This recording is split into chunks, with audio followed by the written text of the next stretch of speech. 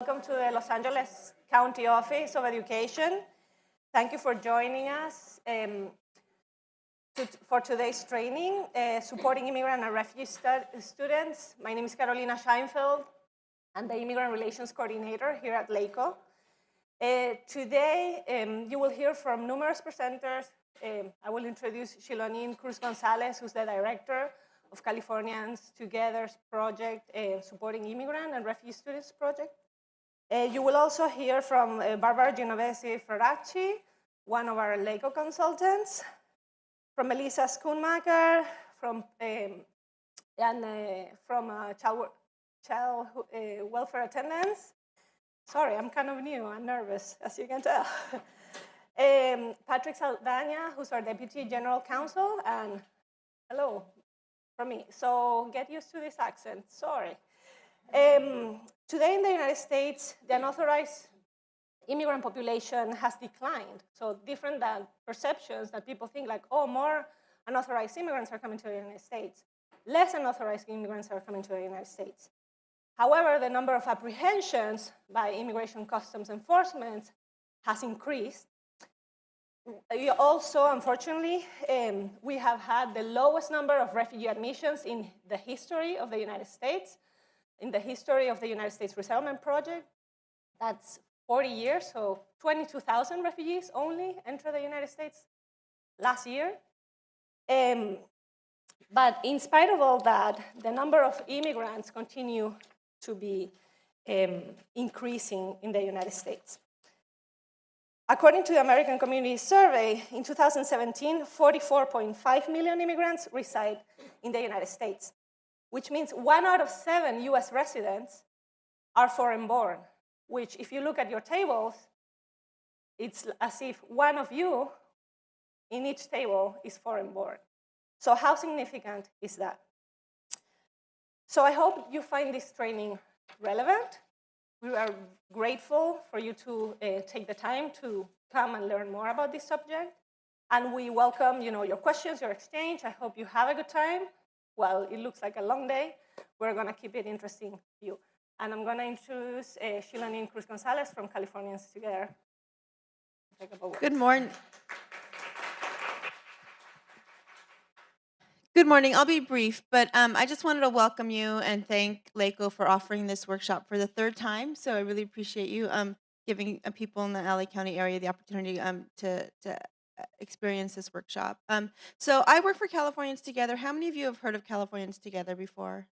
A couple of you? Okay, so we're a statewide coalition of professional, community, parent, civil rights organizations who focus on improving policy and practice for English learners. So most of our work is done in Sacramento, working on state legislation, state board policy, regulations, and some of it may have touched your life. So how many of you have the seal of biliteracy in your districts? A couple of you, right? So that came out of an idea. Actually, it was local school districts that had started it, but we took that idea to the Sacramento and it became legislation. And now there's over 35 states across the country who have the seal of biliteracy. And how many of you are addressing the needs of long-term English learners in your districts? Hopefully a lot of you are, right? So even if you're elementary or high school, because we have them all. That was another area where we did some research and showed what was really happening to our students who had stayed in the system, starting as English learners, as kindergarteners, or now TK, and after 5 to 6 years or more, we're still English learners. And it's changed sort of how we approach looking at English learners, especially in secondary. So I just wanted to give you that context of our organization and just give you a little background on these materials that you have in front of you. So about 1.5 years ago, like I said, we do state policy mostly, but about 1.5 years ago, we were approached by some foundations who saw the effect of the presidential election, saw that it was affecting the immigrant population, and wanted us to do some work around schools. And so our response was, well, what we'd been hearing is that educators could see the impacts that all this rhetoric, the changes in policies are having on our students and our families, and often didn't know what to do in the classroom, right? Because you could see that it's having this traumatic effect on your students, but you really don't know what to do. So this is our response to that. These are lesson plans aligned to Common Core standards, focused on focus with literature base, trying to bring that conversation in a structured way into the classroom so you can have conversations about what happens when a parent is in detention, what happens when a parent is deported. And so we hope thank you for all of you for coming today, and we hope that you find use in these materials and find a way to get them into classrooms, because ultimately that is our goal. So thank you very much, Carolina.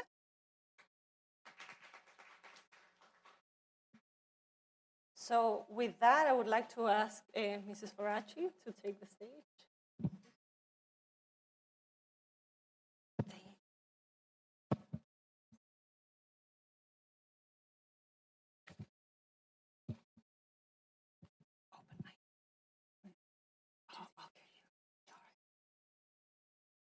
So for today, so what are our objectives?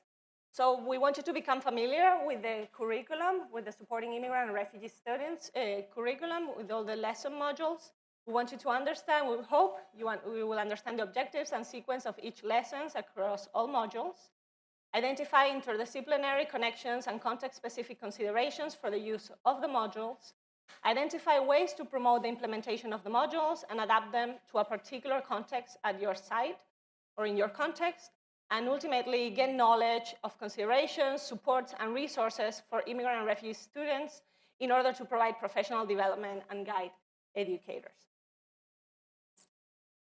So through the agenda, we will go into who's the immigrant and refugee student. We'll have an overview of classroom and lesson modules. We'll look at the key elements of establishing community, classroom, lesson modules, on lesson 1, then the application to my context. We'll look into the guide to support immigrant and refugee students, the socio-emotional experiences. We'll also look at key elements of literature-based discussion about immigrant and refugee students. Those are the books that you have on your table, and thank you so much to Californians Together for getting those for free to you. And then we'll look at how to apply this curriculum into the context. We'll review key immigration issues in the educational setting. This is going to happen throughout, so not in the same order. So you will be hearing before lunch about policies to protect and welcome immigrant students in your schools. And then at the end of the day, you'll hear about AB 2121. And we will send you home around 3:15, 3:30. So hope you're up for the ride. So what are the group norms for today? You want to start here, or do you want to? So please engage in active listening and participate. Thank you so much. Respect diverse perspectives and opinions, and bring your best thinking to the work. Please disable or turn off, or silence your electronic devices. We do have Wi-Fi in the room, and we understand you need to stay connected, but please do not engage in conversations outside of the context. So with this, now I leave it to Barbara. Thank you.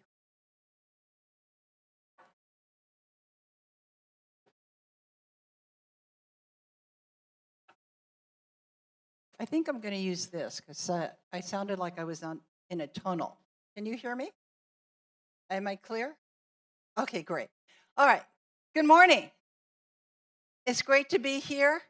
And a little bit about me. My full name is Barbara Genovese Faraci. A nice Irish, no, I am Italian. And I've been a teacher for 38 years in Hacienda La Puente Unified. Woo! I love this work. This is a great workshop. And for me, it's about what do teachers do when you get someone who's an immigrant, who's been traumatized, who's a refugee. How do I make it better? And the Californians Together put together this wonderful program for you using literature. So kids can talk about the literature and start to feel comfortable about sharing their own stories. So this is really, the emphasis today is going to be how to help teachers, classroom teachers, and the students to make that transition easier and with less pain. So the first thing I'd like you to do in your folders, you have, I have it right here. a handout that looks like this. Open mind. Now, this is a strategy that many of you, all the strategies we're going to do today, many of you are really familiar with. It's nothing new. But what I'd like you to do is take a moment and do an open mind. So an open mind for the student, and I thought, well, I'm going to add also the teacher. So in an open mind, what's going through that student's mind when they walk into this new class in California? What are they thinking? What are their fears? What are their apprehensions? What are they thinking? So just right inside the student's mind or outside it, those thoughts that a student would be entertaining. And then I want you to take a moment and fill out, what is the teacher thinking? I have this new refugee student who seems so unhappy to be here and so afraid. What is going through my mind to help this student? So take a moment and fill that out.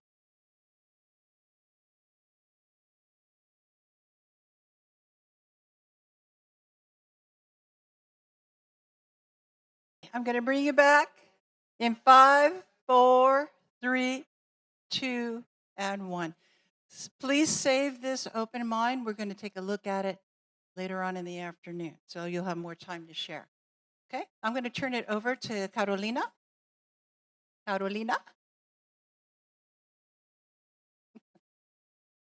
This is a big room. It takes us a long time to go from the back to the front. Thank you, Carol. So, hello again. So we want to keep it interesting, so we're gonna do a quiz. So early in the morning, so for those that come in late, they're not gonna get the extra point.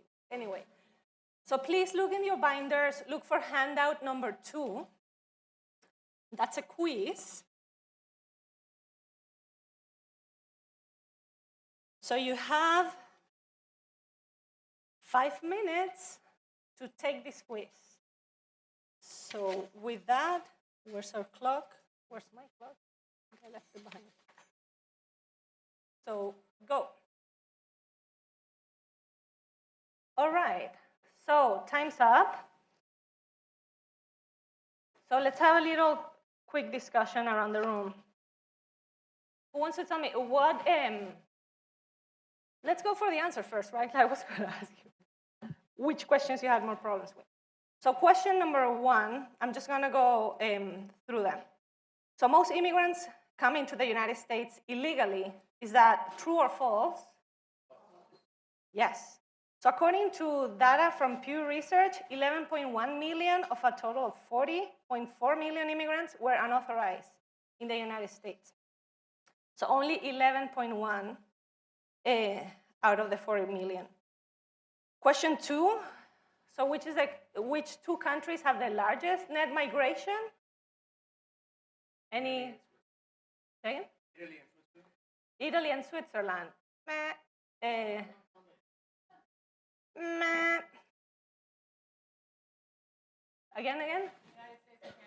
Meh. So Libya and Qatar.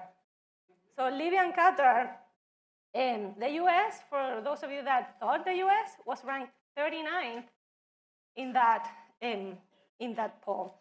Libya and Qatar were first and second with 33.32% and 33.21% positive net migration.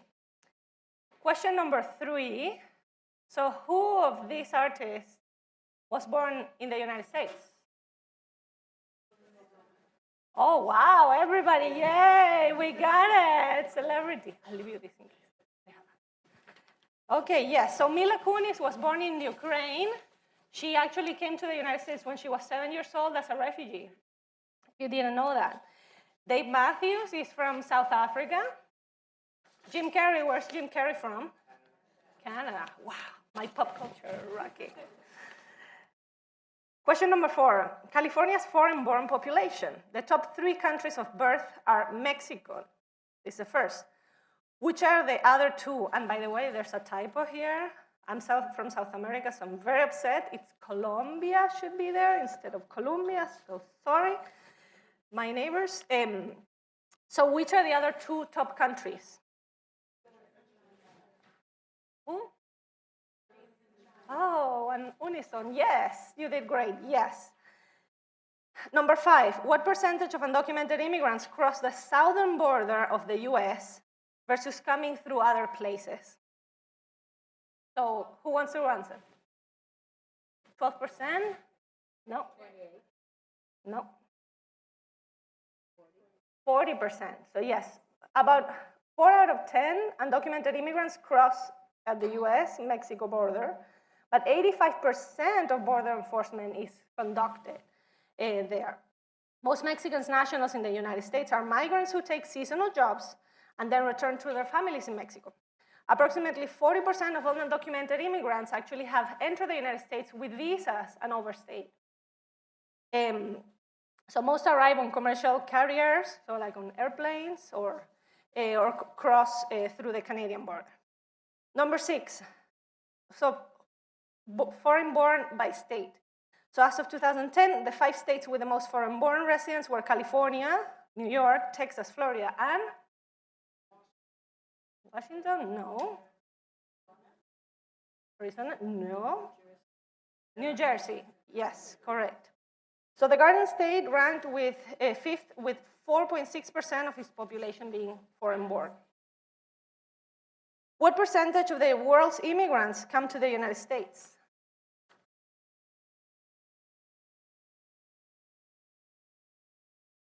15%? No. 30%? No. Anybody else? Less than 1%. Who said that? Who said that? Why do you think that? There's no wars on our hemisphere, so like we're moving around Africa, moving around.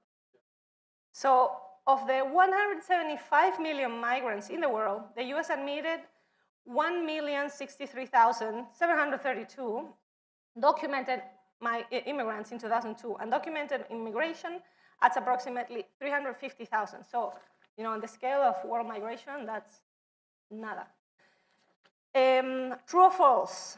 In the US, the percentage of immigrants and native-born students who hold a college degree is roughly the same. True or false? So,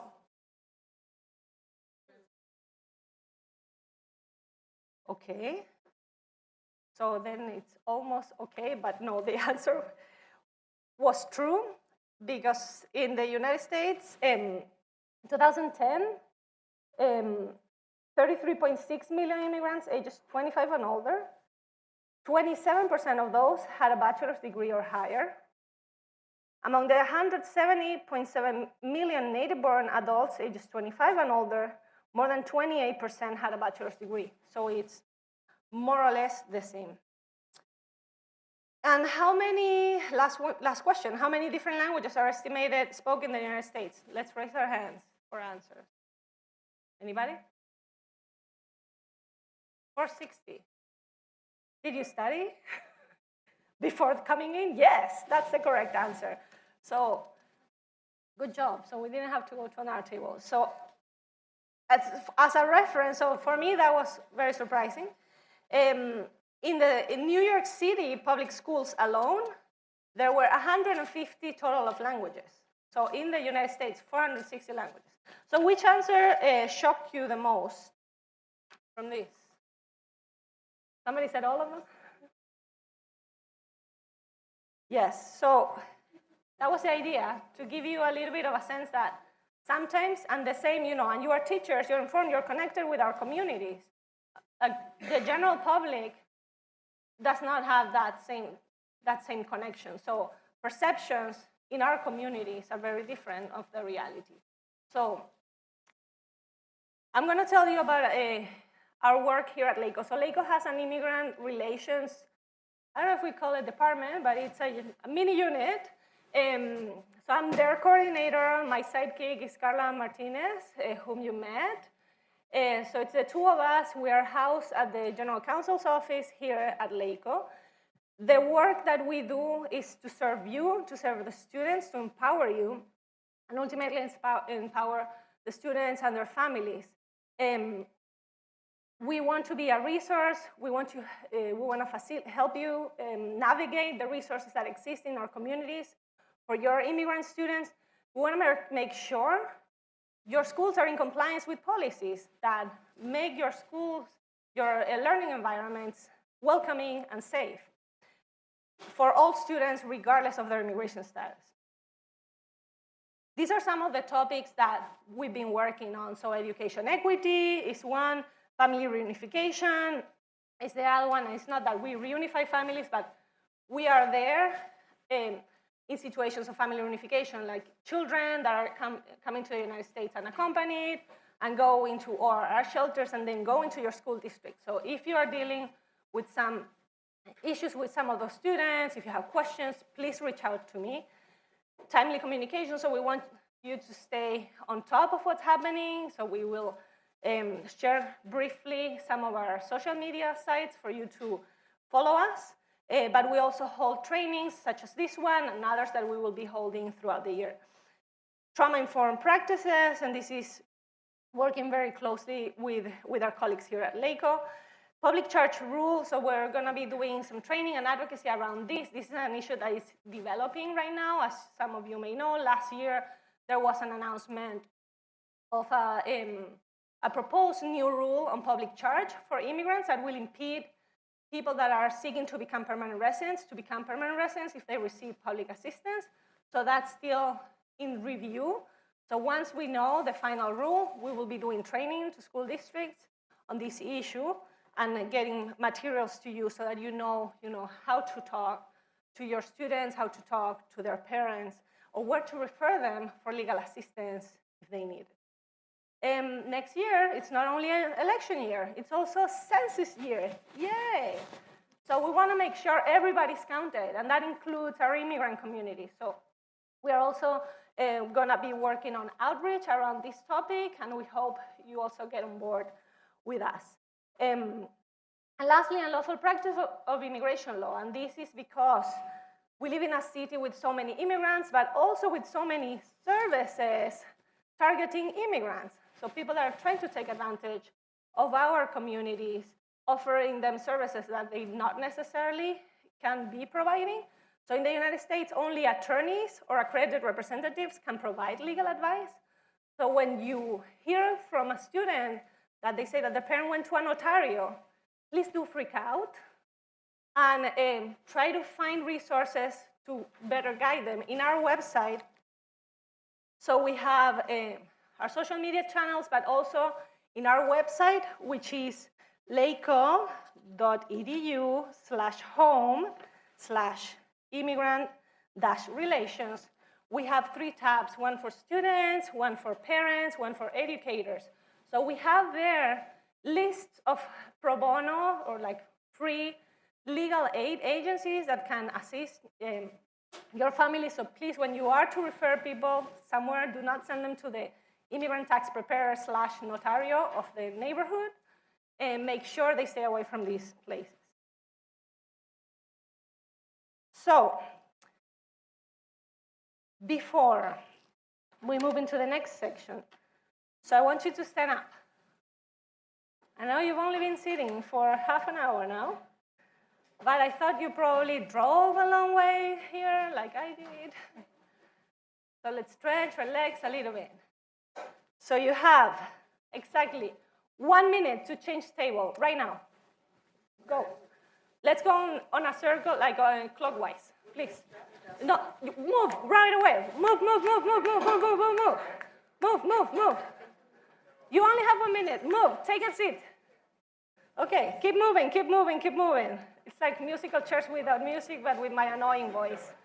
Okay, take a seat. Okay, find a seat.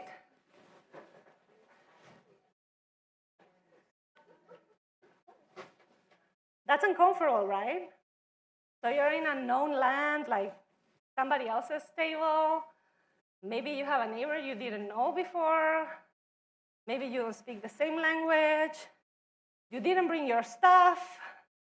You didn't bring your papers. So that's the reality of a lot of of our community. A lot of the children that you're working with, some of them, their families didn't have a chance to pack properly, to think through, like, oh, I'm gonna need my school records, I'm gonna need the birth certificate, I'm gonna need my marriage certificate.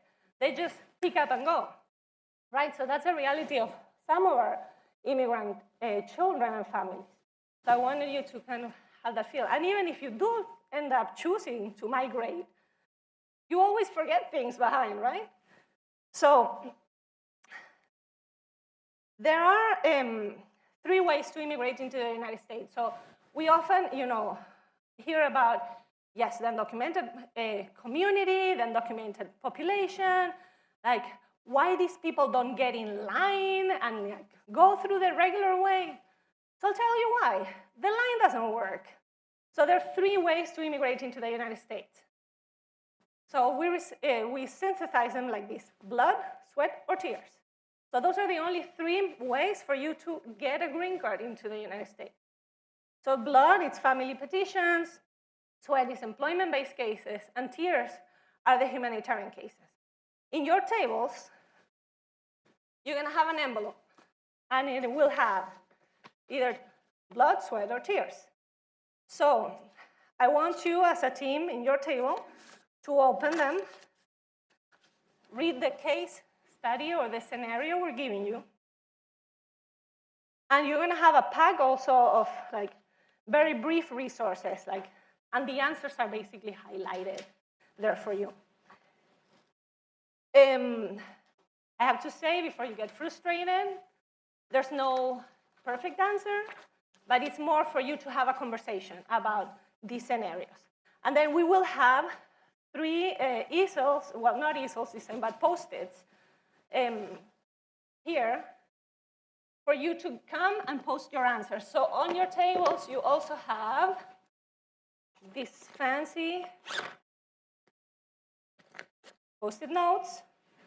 So write your answers in the Post-it notes, and then come to the big Post-its and post the Post-it on the Post-it. Oh my God, that's like too many words for me. So yeah, so please go ahead. You have 10 minutes to complete these.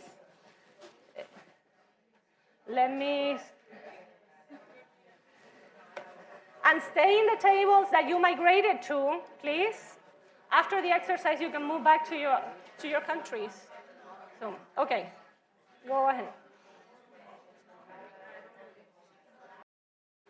So talking about, I'll go into the cases again, but just to point out, I wanted to point out this because this is a typical situation in which it's like, oh, I'm married to somebody that has a green card, or I know somebody that's married to somebody that has a green card. Why are they undocumented? So in the US, so there's what's called a family-based preference. So there are only a certain number of green cards available through the year. So that's why there's this preference. The same for employment cases. There are only a certain number of green cards available every year. So that's why there's this preference-based system. And as you saw from your resources, so it will depend if you are married to a US citizen, if you are married to a permanent resident, so somebody that has a green card. It will depend, if you're a child, if you're married or you're not married, or if you're over 21 or if you're not. So there are different elements. And yes, you could petition as a US citizen only. You could petition for your brothers or sisters, but it's like a 12-year wait. So that's just for you to have a little bit of an idea.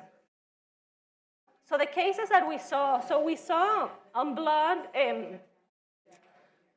we saw Jose's case, and you'll be reading more about Jose and Jose's mom on the book From North to South. You have this book in your materials. So we, again, assume that Jose's father petitioned for the mom in 2018. That was the year that she got deported. We don't know why he hadn't applied for her before, but that was the case. So looking at the resources we gave you at the visa bulletin that it's called, second, like 2A is the preferences for spouses or unmarried children of permanent residents. So that right now they're working on cases from February 2017, which makes you estimate that it's gonna be probably a couple more years until she's able to come here. But there are other factors, like will she, even if there's a visa available, will she be able to come in to the United States? Because maybe, if she was deported, will she be able to get a waiver to get back in? Like, there are other issues that need to be taken into consideration. And that's why one of the resources most important for Jose's father is going to be connected with legal services, right? So that he meets with an attorney and figures that out, because maybe he filed his petition for the wife with a notario, but he doesn't know that there's a big journey still ahead. And that's not the only thing.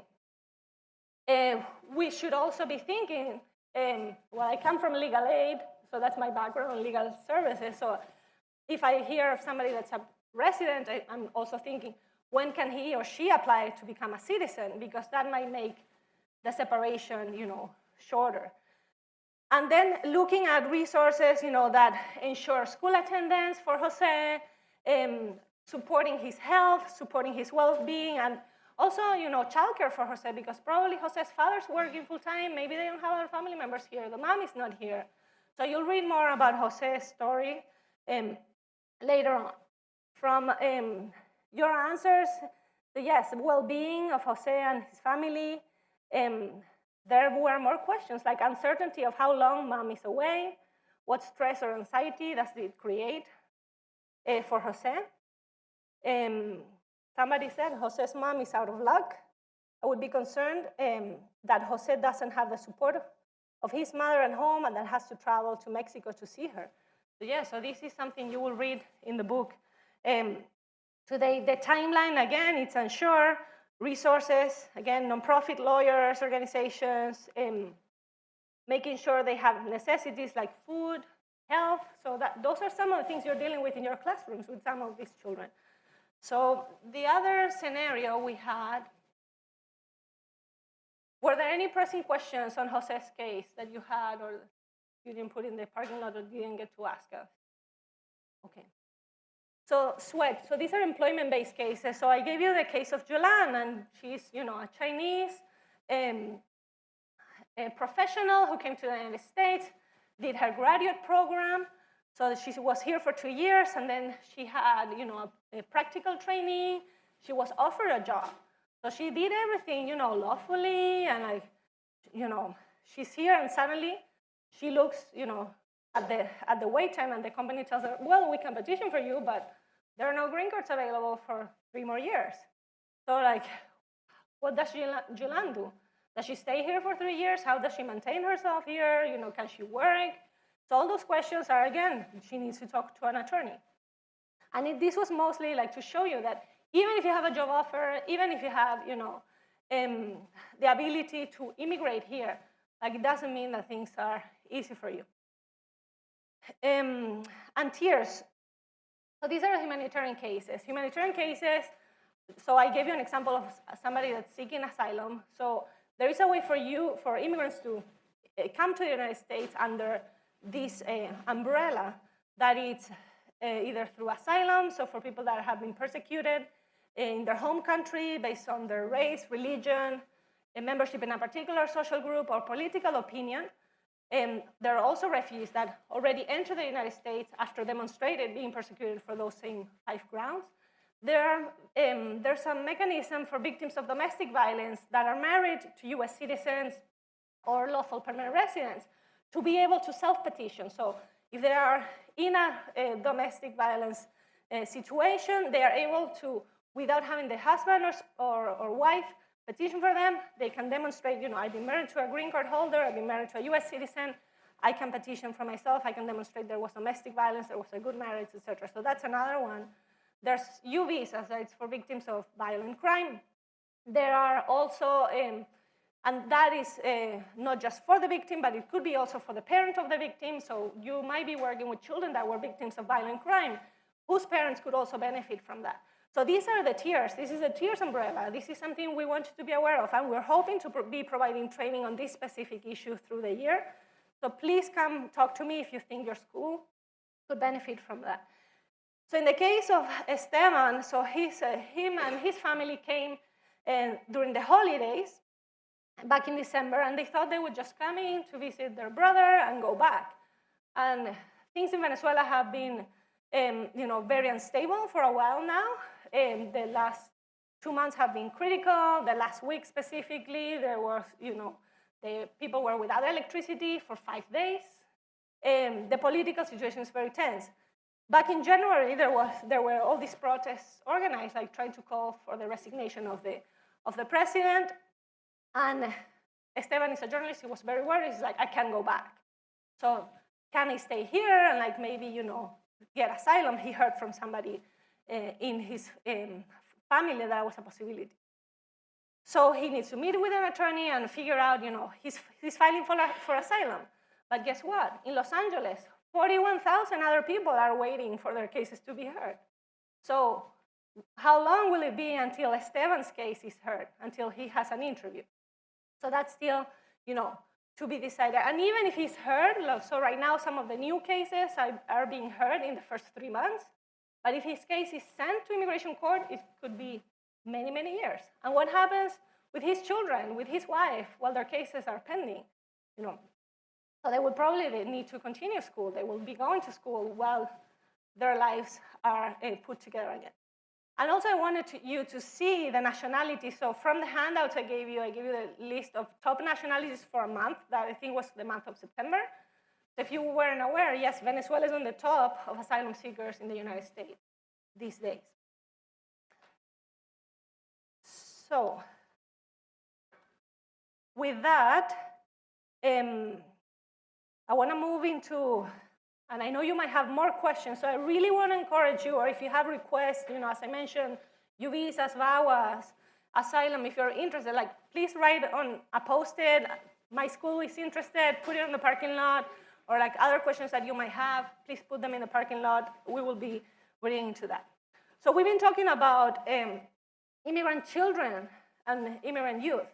And it's important for you to know that there's a specific definition on the Elementary and Secondary Education Act. And there are 3 particular elements that you need to be aware of. So one is that we're talking about children. It's immigrant children, yes?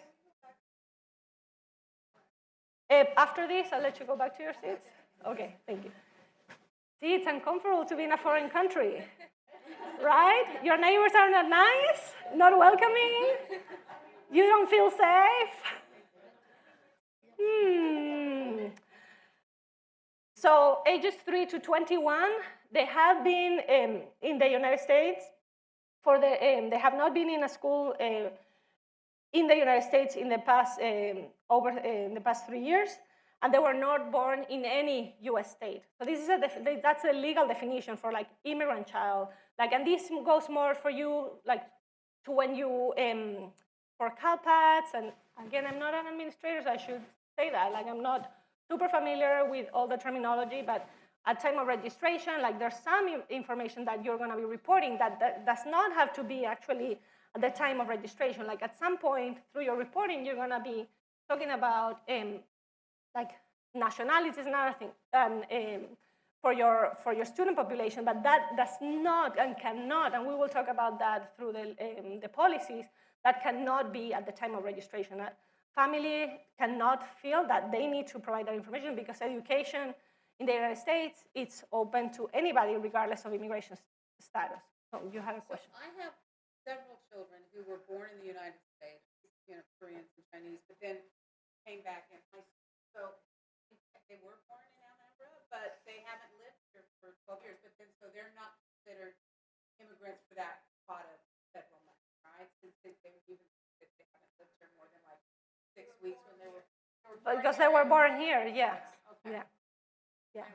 Yeah. So unfortunately, yes.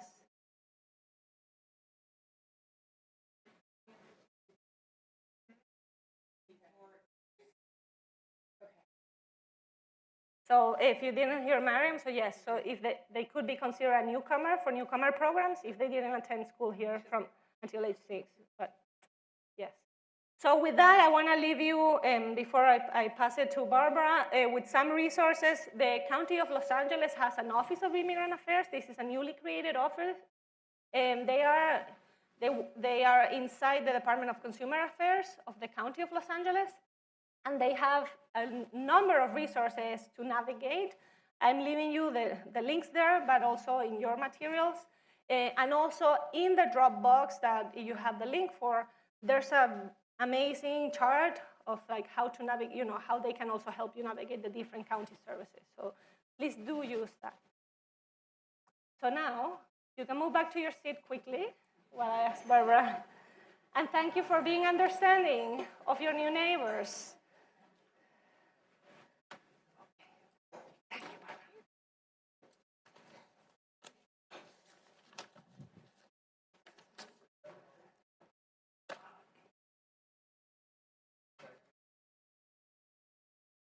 Give me a view when you want me to. The video is now, right? Okay. Tell me when you want me to do the video. Oh, yeah. Okay, thank you. Okay, I'm back. Now, before I go on to anything else, I just want to walk you through your binder and your materials. Isn't it wonderful to get 3 pieces of specially chosen literature for children and young adults? Okay, so the binder. Behind the first tab, okay, there's several tabs, so it looks a little imposing here. Behind the first tab is kind of an overview, an introduction to the trainer's manual, gives a little bit of background for you. It talks to you about the lesson design on pages like 4 to 6. But I want to point out on pages 7 to 11, behind that first tab, are scaffolds for learning. And these are wonderful scaffolds to get kids talking, to get kids interacting with each other. And many of them are old favorites that we know, but it's nice to have them all in one place. So that's something I want to point out to you in that first tab. The second tab are your PowerPoint slides. Okay. Now this is a trainer of trainers training, so that we want you to have all the resources that you can go back and replicate this for your school staff or your district, whatever your organization. So it's the PowerPoint slides. And it might seem a little bit redundant that you keep seeing the same slides over again. There's different presentations.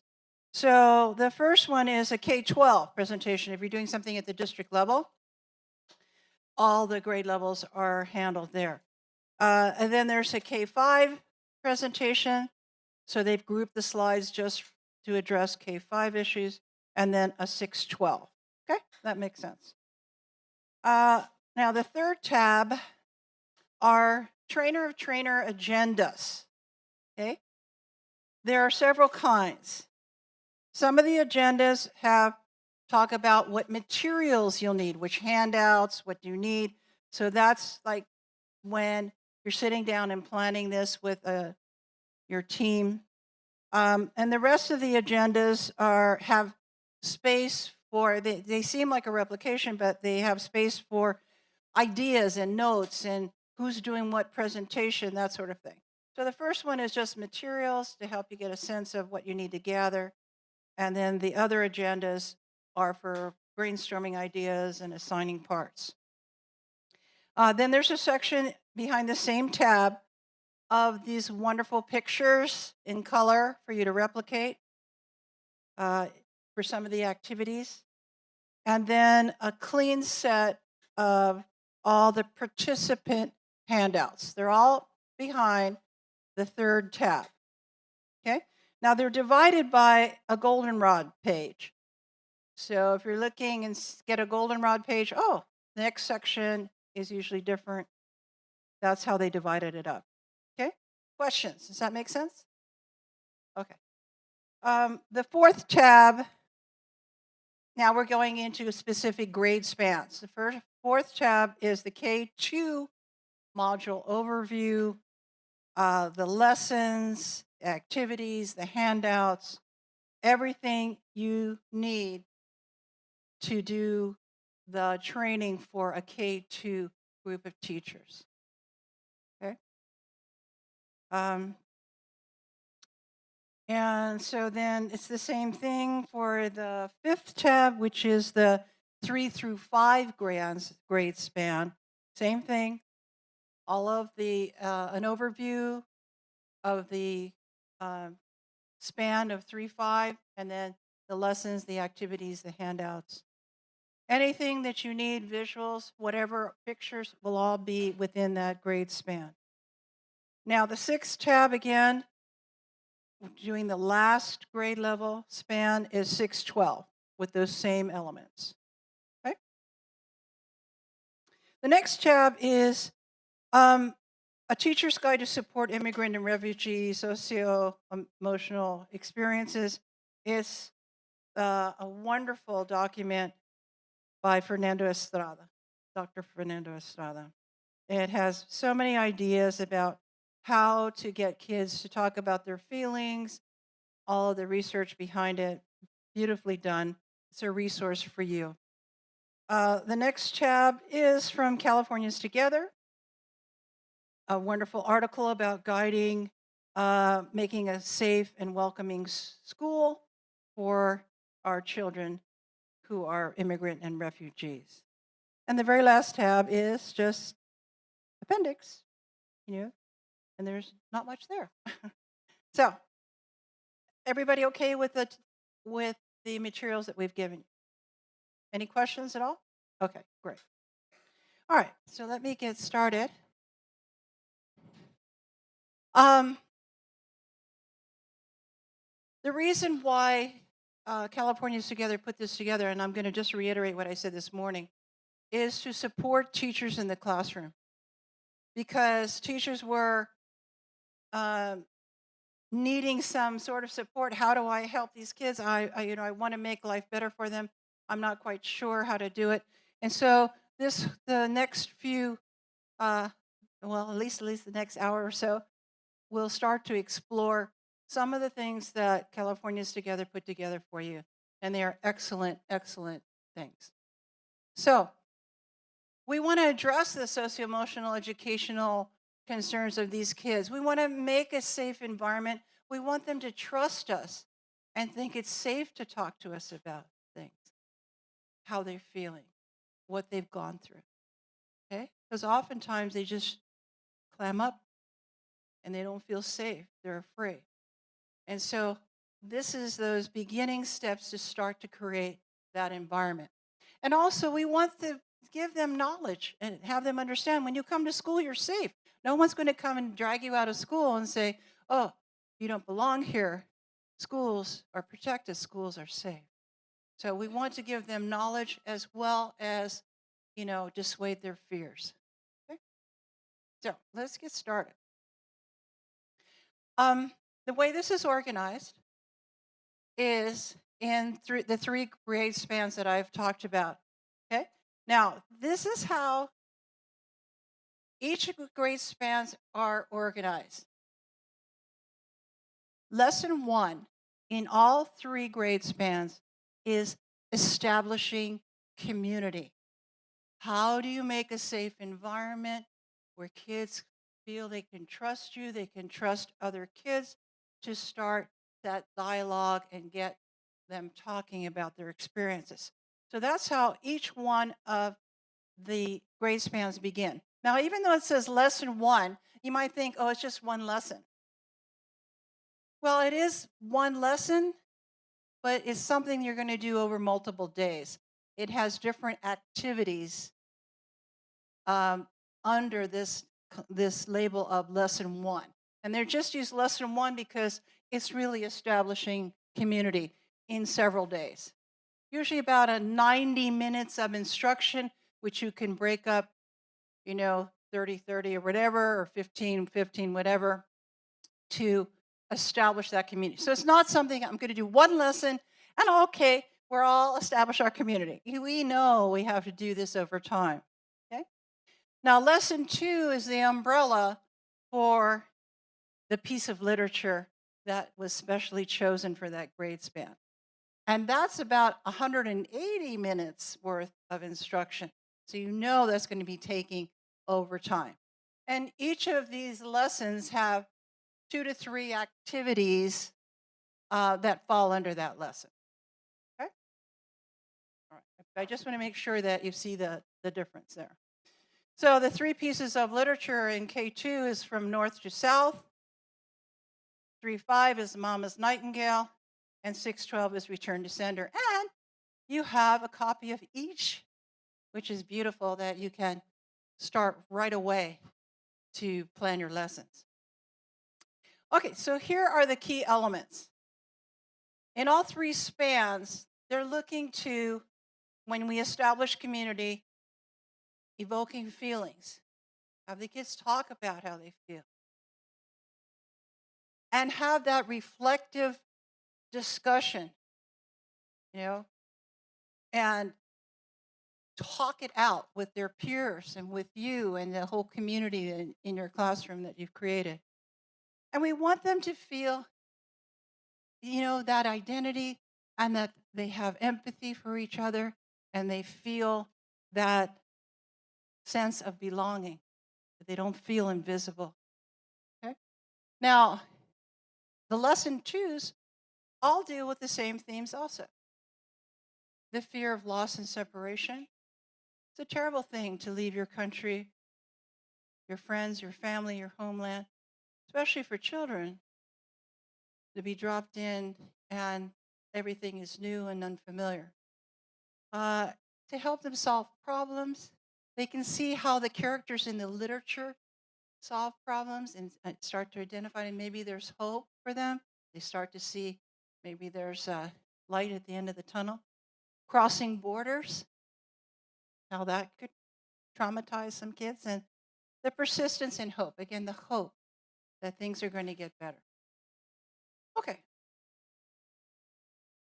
So now there is an exact, kind of precise lesson sequence that each of these activities will take.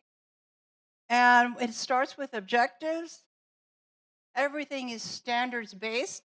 So if you're doing this lesson in your classroom, or you're sharing this with teachers, they can rest assured that everything is standards based. They're always working toward the California state standards. So everything is legitimate, that everything we're doing today, when you share it with your teachers, is standards based.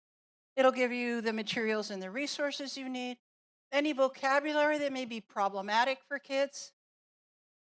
And then it'll introduce the lesson, have an opportunity to input chunks of instruction, and then the reflective discussion, which is so important to get kids talking and reacting to situations, reacting to literature, and then follow-up activities. And they're great follow-up activities. So this is why, even though maybe lesson 1 is about 90 minutes worth of instruction, with the follow-up activities, you can make it last longer and drill deeper if your children need that. Okay, so this is for lesson 1. And lesson 1 is what? Building community, or the literature based? Building community. Okay, so the same sort of format is for lesson 2, which is the literature based. The only thing different is your reflective discussions is going to be chunks of the literature, so that kids can really assimilate the information and the storyline. Okay, so like we talked about, standards based. If you look at your handout number 3, it should say handout number 3 at the top. Let's see, I have one here.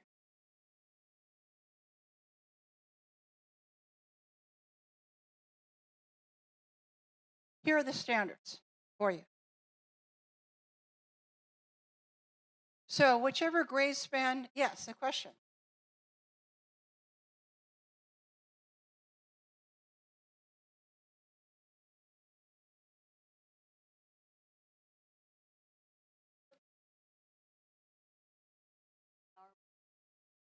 Oh, oh.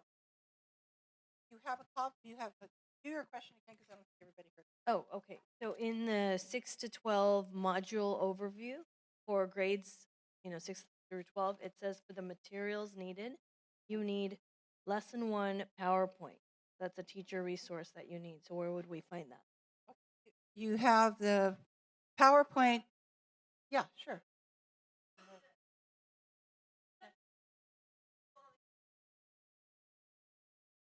The electronic version is available on the Californians Together website, and so there's a PDF version and there's a zip version. But when you download it, there's hot links to the PowerPoints where you can actually download them. No, it's we'll have Carla send out that link after the workshop. Okay. So take a moment and look at the standards that they have highlighted for choose one of the grade spans and take a look at it. Not only do they do the language arts, the English language arts standards, but the ELD standards on collaboration, so important, and the history social science. So take a look at the standards for just a moment.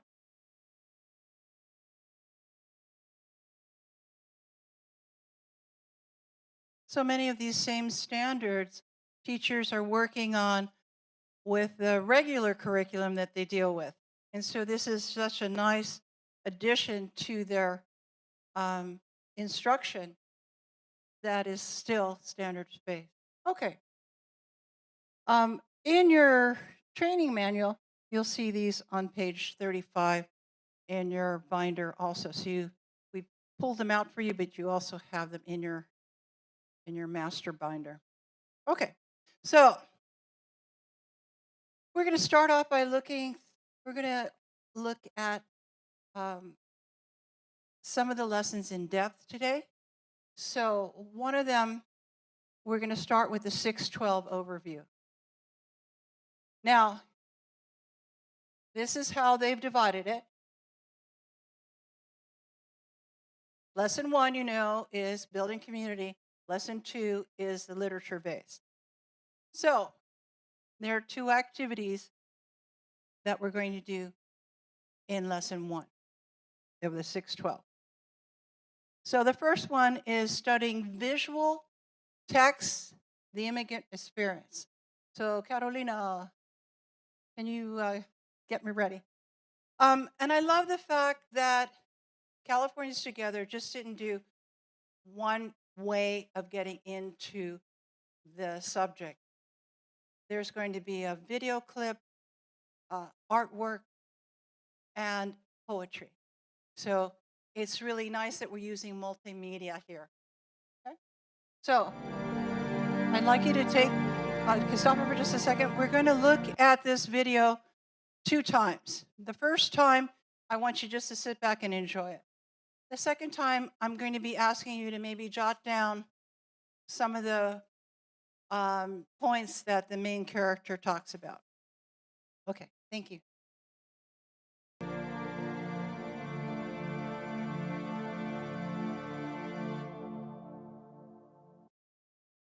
Imagine waking up one day to discover that what you had always believed yourself to be is not true. I always thought I was legal in a sense because I didn't know how the immigration system works, especially when you've been here since you were so young and you went to school and had friends. I guess you're American in every sort of way. First, when you find out about your undocumented status, it's more shocking. You're a citizen, apparently, but you're not a citizen of the US. Then you have these barriers, then it becomes depressing. What are you supposed to do after high school or college? Working towards a goal and working around it is complicated and hard as well, and it's very difficult. Undocumented youth and students, they can't drive and they can't vote, and they can't really get jobs the regular way. So when you're 17 and you're trying to do what your peers are doing and you can't do that, now you feel isolated. You're not one of them, you're just by yourself. And my mom had said, you can't tell anybody about this. Of course you couldn't because you're just so fearful of deportation. That fear is always there. I mean, there's ICE raids all the time. Being undocumented is like living in this visible prison. You're trapped behind these visible bars, and you're stuck there with your family. I consider myself an undocumented American, and Of course, I was born in Korea and came here, but in my heart, I want to be a Supreme Court justice. I want to be here, and it's something that I've always said to myself and to anybody that will listen that I'm American and this is my home, this is my country. Many undocumented youth feel caught between the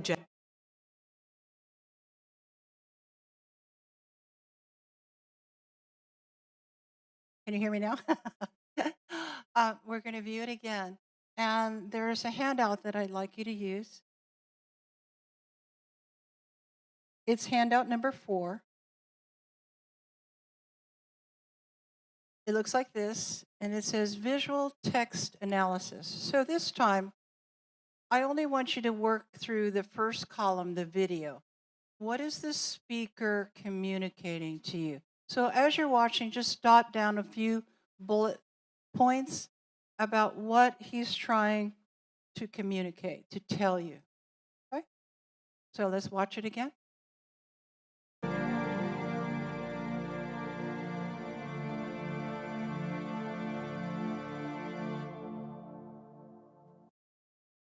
Imagine waking up one day to discover that what you had always believed yourself to be is not true.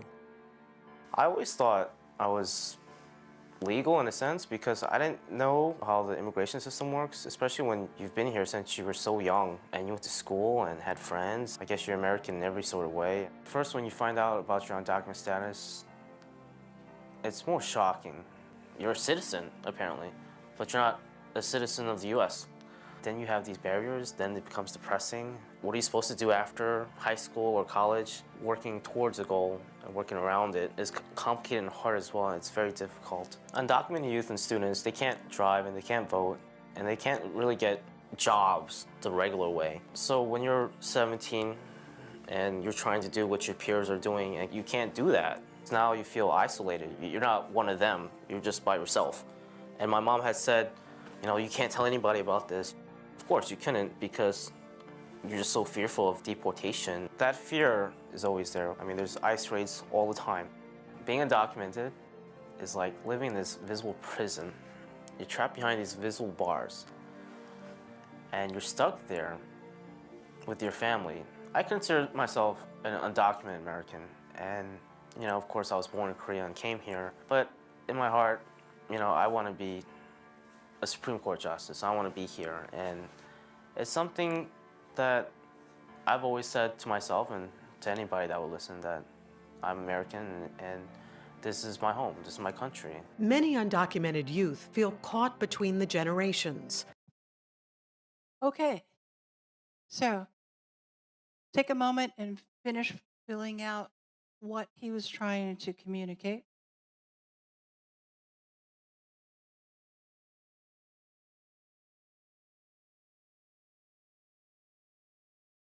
And now I'd like you to move on to the second column that says, how does it make us feel? So jot down a few of the feelings you felt as you watched this film. Okay, let's share out some of those points, whole group. So let's start with this table. Who's the spokesperson? Okay, so in the video, what is the speaker communicating? What we heard him say is that he's been here since he was a little boy, and he feels as though he's an American and that he's legal. He can't do what his friends are doing and feels very isolated. There's pressure from his family to not to tell anyone. He understands that, but he also feels trapped. And he has goals for his future that he cannot attain or he can't get to. How does it make us feel? It makes us feel helpless to help him. Some of us can relate, being immigrants to this country ourselves, feeling so sad for this child who has dreams of becoming something good and a positive role model in our society, but is unable to do so. I know, my heart aches with situations like this. It's it's really hard to imagine somebody so full of life and so focused and wanting to go forward and being stopped. Okay, how about this table? Spokesperson? I'll do. Yeah. Uh, Hello, everybody. Our group discussion mainly focused on his sense of confusion at such a young age in his family. What really stuck out to me personally was him saying how he felt it was like an invisible prison. Facing that daily must have been like a difficult task for him, especially for his family, and him not being able to find jobs, and the overall stress he goes through daily. But we also reflected on his optimism and him wanting to be a Supreme Court justice. And the way it made us feel is, we were concerned, confused, surprised, but it made us feel empathetic. So yeah, that was basically what our group discussed about. That's great. Thank you. Any other table want to share? I know if I ask that, nobody does that, and we're done. Come on, any other table? Yes, thank you.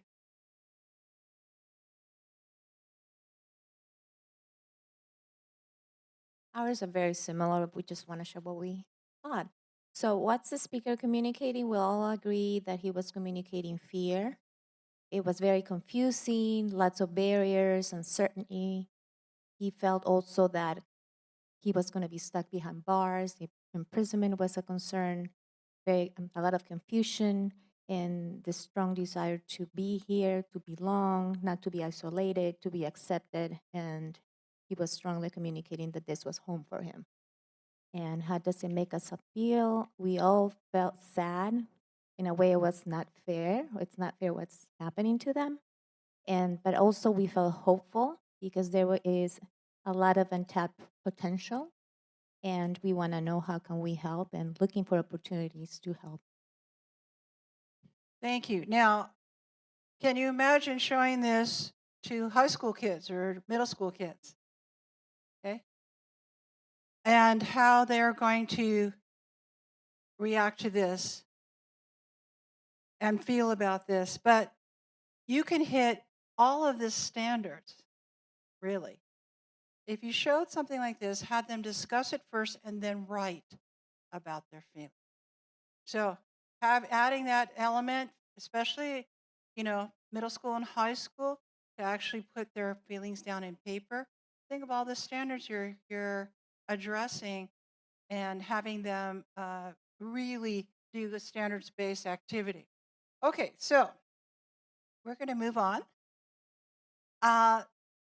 And notice that, like I mentioned before, so this is the building the community part, and this is the literature part. Now, literature is a novel. So how would you handle that? Well, like we said, in chunks. So we're going to do it in chunks and get through the whole novel together, but that's how it's going to be done, and it's workable that way. It's not such a daunting task. Okay, so now we're going to go over one more thing. I'd like you to read this with me. It's by Pierre.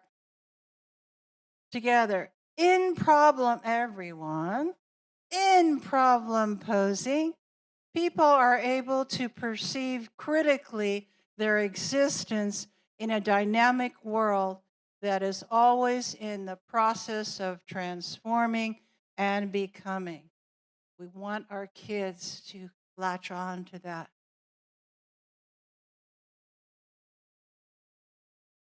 Excuse me? That, I don't know. I think it's,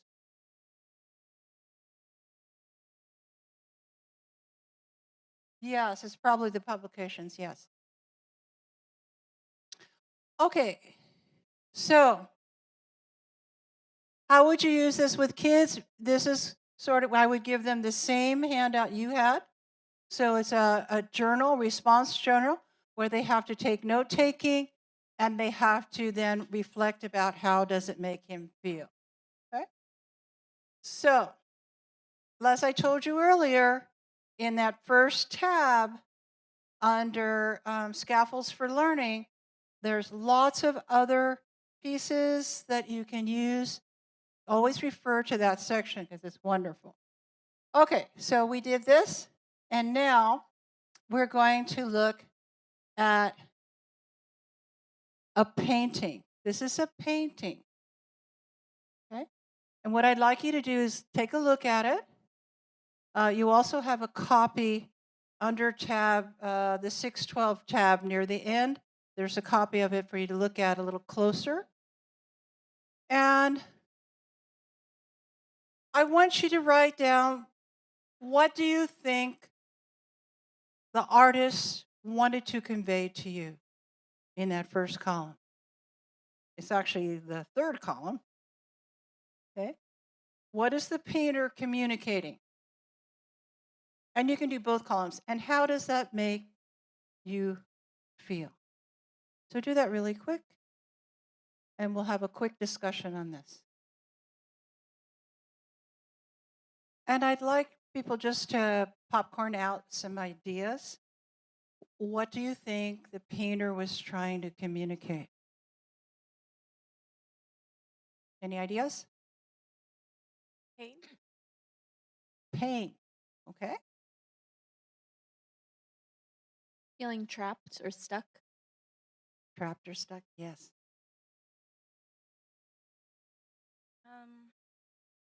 I mean, I just wrote it chaotic and violent, trying to find stability within the confines of being undocumented. Thank you. Yes. Discrimination and perseverance. Yes. Others. Labeled. Yes. Undocumented. Right across. Yes. Any other ideas? Why do you think there's no face on him? I say he's faceless and face down, and he's of dark skin. So it's even though the country was originally Native American, the Europeans have since taken. Yeah. He has no hands either. No face, no hands. Could it be that has no identity? They've taken away his identity? Loss of identity? Barbed wire, what does that usually mean? Somebody mentioned pain. It's inflicting pain, purposely put there to inflict pain. How about, and yet, like you said, perseverance, he's going to make it through. He's going to do it. You see that his whole body, the action of it, he's going to make it through. So, okay.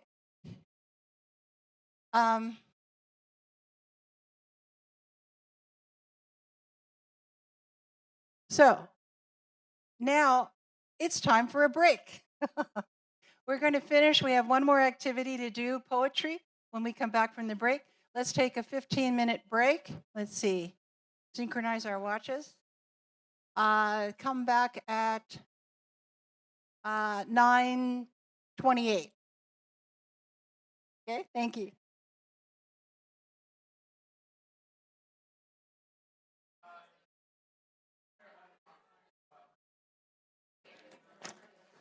So, hello, we're back from the break, and I have a surprise for you. We have our superintendent, Dr. Deborah Eduardo, here. She wants to welcome you and say a couple words. Thank you, Dr. Eduardo. Thank you. Good morning, everyone. Buenos dias.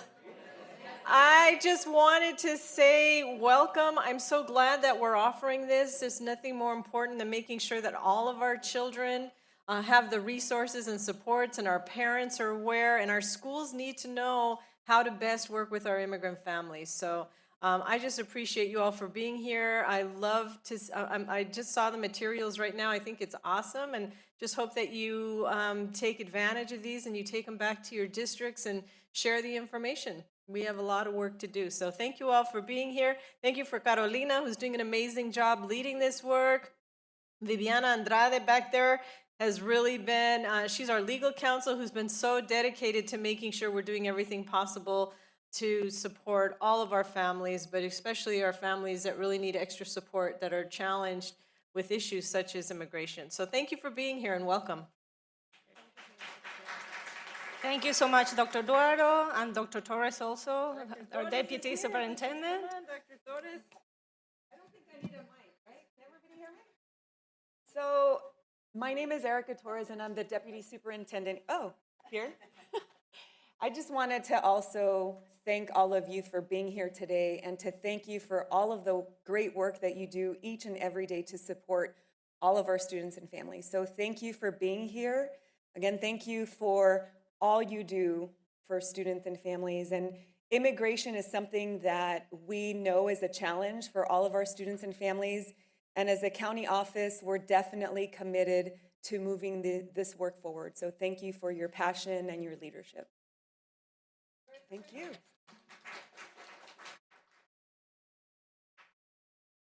What an honor. Thank you so much for stopping by. And Mrs. Faraci, the floor is all yours. Okay. Now we're going to complete the last activity for 612, building community. Okay, poetry and the immigrant experience. So, in your binders, but also here on the screen, I'd like, let's see, these 3 tables and the 2 in the back to read the first 7 lines. You're going to stop at "Do apple pies lie?" And then these 2 tables and that row will read to the end of the poem. Okay? So let's start. This is Border Towns by Roberto Duran. Let's begin. Border. Oh, that's kind of puny. Well. Okay, here we go. I'll give you another chance. Let's go. Here we go. Border towns and brown frowns, and the signs say, "Get back, wetback." Souls are searched at night by silver flashlight. Gringos and greasers play cat and mouse. And I still wonder, why do apple pies lie? Okay, the rest of the group. The signs say, "Live the American way. Visit, but don't stay. Be a friendly neighbor. Hire good, cheap labor." As rows and rows of illegal Star Wars aliens are aligned and maligned. As the morning shouts fill the morning chill, and still they will not, no way, Jose, go away. Okay. So this is the third piece of media for 612 to consider as you start to build community. So the way this works is, this is the lesson design, and it's always the same lesson design. That there's an introduction, there's input, reflective discussion, follow activities, and closure. So that is how every lesson is structured.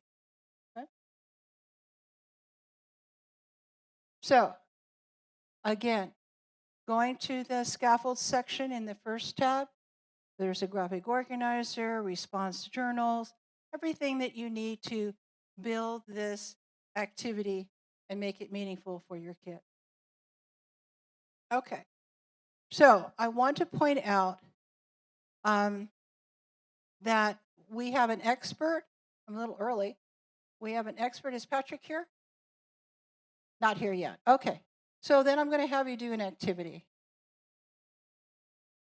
If you look at the next handout, number 5, it has that division for you: introduction, input, reflective discussion, closure, and follow-up activities.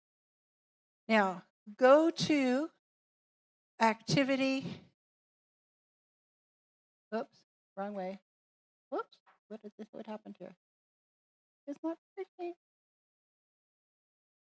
Did I turn it off?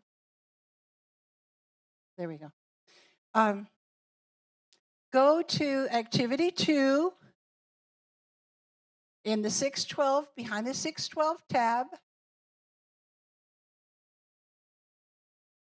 612 tab, I think, is the 6th tab or the 7th tab. Activity 2, Poetry and the Immigrant Experience. Okay. Take a look at how the lesson is designed. And you can jot down the flow of what points do you have to do in the introduction, what are you going to do in the input section, the reflective discussion, and so on and so forth. So you can fill out this timeline for the 612. Now, if you happen to be working on the 3-5 and that's your specialty, you can go to that section and do either activity 1 or 2 in the building community in lesson 1. Or if you're K2, you can do the same thing for activity 1 or 2 in the first lesson. Let's take a few minutes.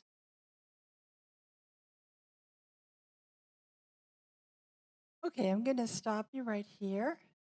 We're going to move forward with some of the legislation that is the foundation for all of the work that we're doing here today. And after lunch, we're going to go through lesson 2 and look at literature and how that is a vehicle for kids. So right now I'd like to pass it to Patrick Saldana. Yes. And okay, that should work. Thank you. Good morning, everyone. My name is Patrick Saldana. I'm LACOE's Deputy General Counsel. And we're going to talk a little bit about some of the key immigration issues in the educational setting and supporting our immigrant students. As I go through, you don't need to hold your questions until the end. If you have questions at any point, please feel free to raise your hand. I'm happy to answer them as they arise. Otherwise, I know that sometimes we might have a really good question and we just forget it if we try and hold them to the end. I think it's really important that we just discuss things as they may arise throughout this presentation. So an overview of what we're going to discuss is the need to reaffirm support of students in an environment of uncertainty. As you know, these are very uncertain times for our immigrant students. We're going to talk about the right to public elementary and secondary education regardless of immigration status. So that's the Plyler v. Doe case. Key privacy protections for students, including FERPA. Current federal immigration enforcement policies at sensitive locations. The public charge issue, and then a little bit about DACA and the current state of the DACA litigation.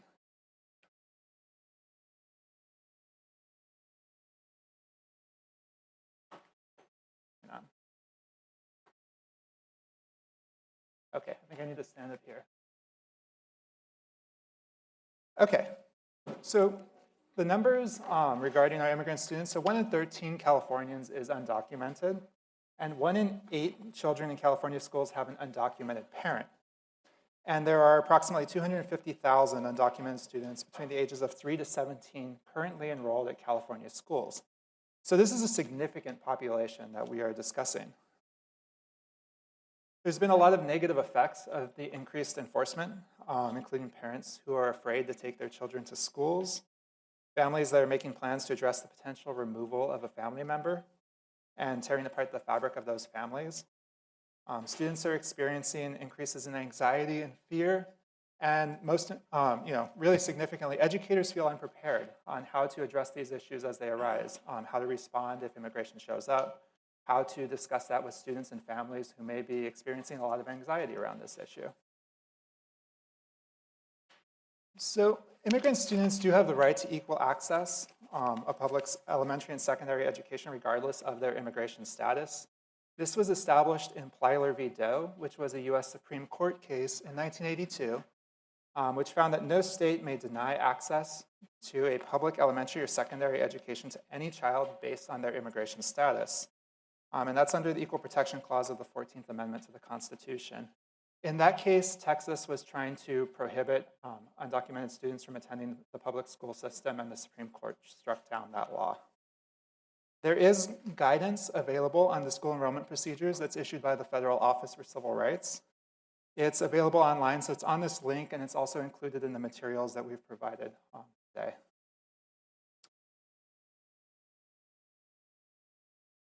Okay, so under California law, education is a fundamental right under the California Constitution.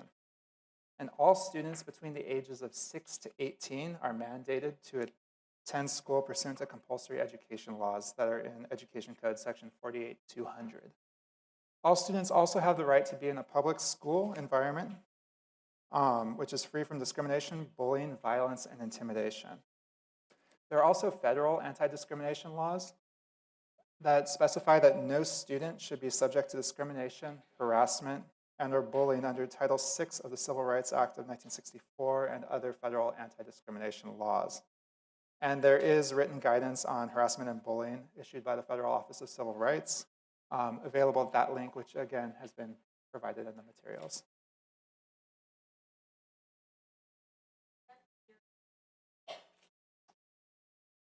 I believe so, yes. So as far as residency requirements, a student's citizenship or immigration status is not relevant to satisfy bona fide residency requirements, and that's discussed in the OCR guidance. So all you need to do is determine that the student is a resident of your school district. Immigration status plays no role in making that determination.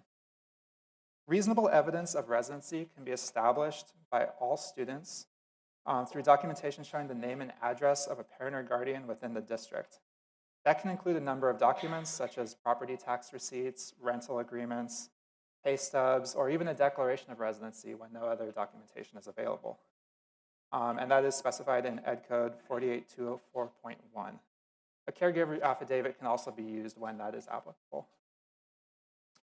And under current law, a district or its school should not inquire into the immigration status or citizenship status of a student when determining whether a student is a resident of that district. And there is no affirmative duty for district or school personnel to assist U.S. Immigration and Customs Enforcement or ICE officers or other law enforcement officials with enforcing immigration law. And district and school personnel should not release student records unless there's parental consent or a lawful court order or subpoena authorizing the release of those records. Yes?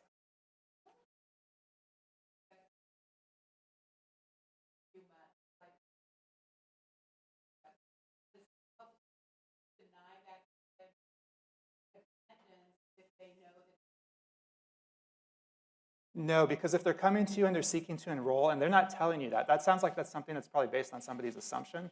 If they're presenting to you, I'm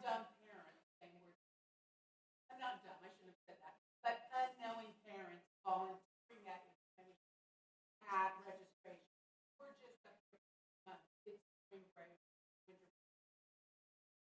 no, because if they're presenting themselves as they're intending to enroll and intending to maintain, residency for whatever period, then at that point in time, you would treat them as undocumented. Okay.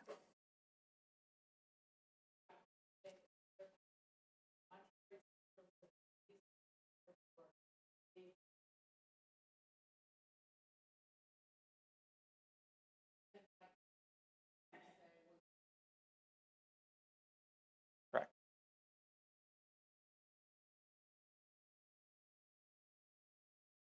So let's talk a little bit about some of the student privacy protections and related restrictions on sharing information under federal and state law. So the big one that you're likely familiar with is the Family Educational Rights and Privacy Act, or FERPA, which is codified under federal law. So that's 20 U.S.C. 1232G. And FERPA discusses what constitutes an education record. So an education record, as explained here, are records that are directly related to a student and are maintained by an educational agency acting for or on behalf of the agency or institution. So that includes things like grades, transcripts, class lists, course schedules, health records, and student discipline files. And it covers the information in whatever form it's stored in. So if it's written, so it could be handwritten, it could be typed, it could be saved in a computer, it could be a videotape, it could be a film of some sort, and it could be emails if emails are maintained by the district. So it's a very broad term that basically covers any sort of student records that the district is maintaining.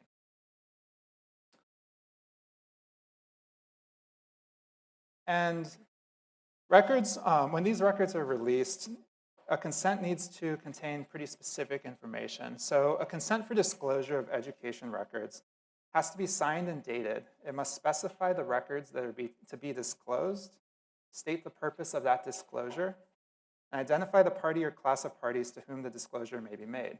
So a common one that many of you have likely seen are when you have, say, special education records, and the attorney or law firm that's assisting a student gives you that standard form saying they want all of the education records, release them to this firm, here's the signature line for the parent, they sign it, they date it. It's pretty clear direction. That's a common type that you'll see here. And it'll contain all of this sort of information. Importantly, oral consent for disclosure of information from education records does not meet FERPA's consent requirements. Districts also have the ability to designate what constitutes directory information. So that's your basic sort of information about enrollment, things like name, date of birth, just really kind of general information. And schools may comply with a subpoena or court order to release education records without the consent of a parent or eligible student. So it's important to note that that can only be done when you receive a lawfully issued subpoena or judicial order. The reason that we mention judicial orders is that what you'll see most commonly in the immigration context are what are called administrative orders. So that's basically what they call a warrant. They call it an administrative warrant. It's just signed by an ICE officer. It's not reviewed and approved by a judge. So it's really important to note that there is a difference between that and an actual judicial order, which is reviewed and signed by a judge, which is why it's important that under any district's policies, these documents, when they are presented for immigration purposes, are being reviewed to determine whether they do meet the requirements of FERPA. And under this situation, a school has to generally make a reasonable effort to notify a parent or eligible student of a subpoena or judicial order before complying with it in order to allow the parent or the student the opportunity to seek protective action unless certain exceptions apply. And those exceptions, so we're not going to go too in depth on those, but those are pretty limited sort of scenarios. For example, if you have like exigent circumstances or a real emergency sort of situation. Under those limited circumstances, you would not need to go through the notification process, but those are very limited. And it's just important to keep in mind that the general rule is that parents need to be notified first.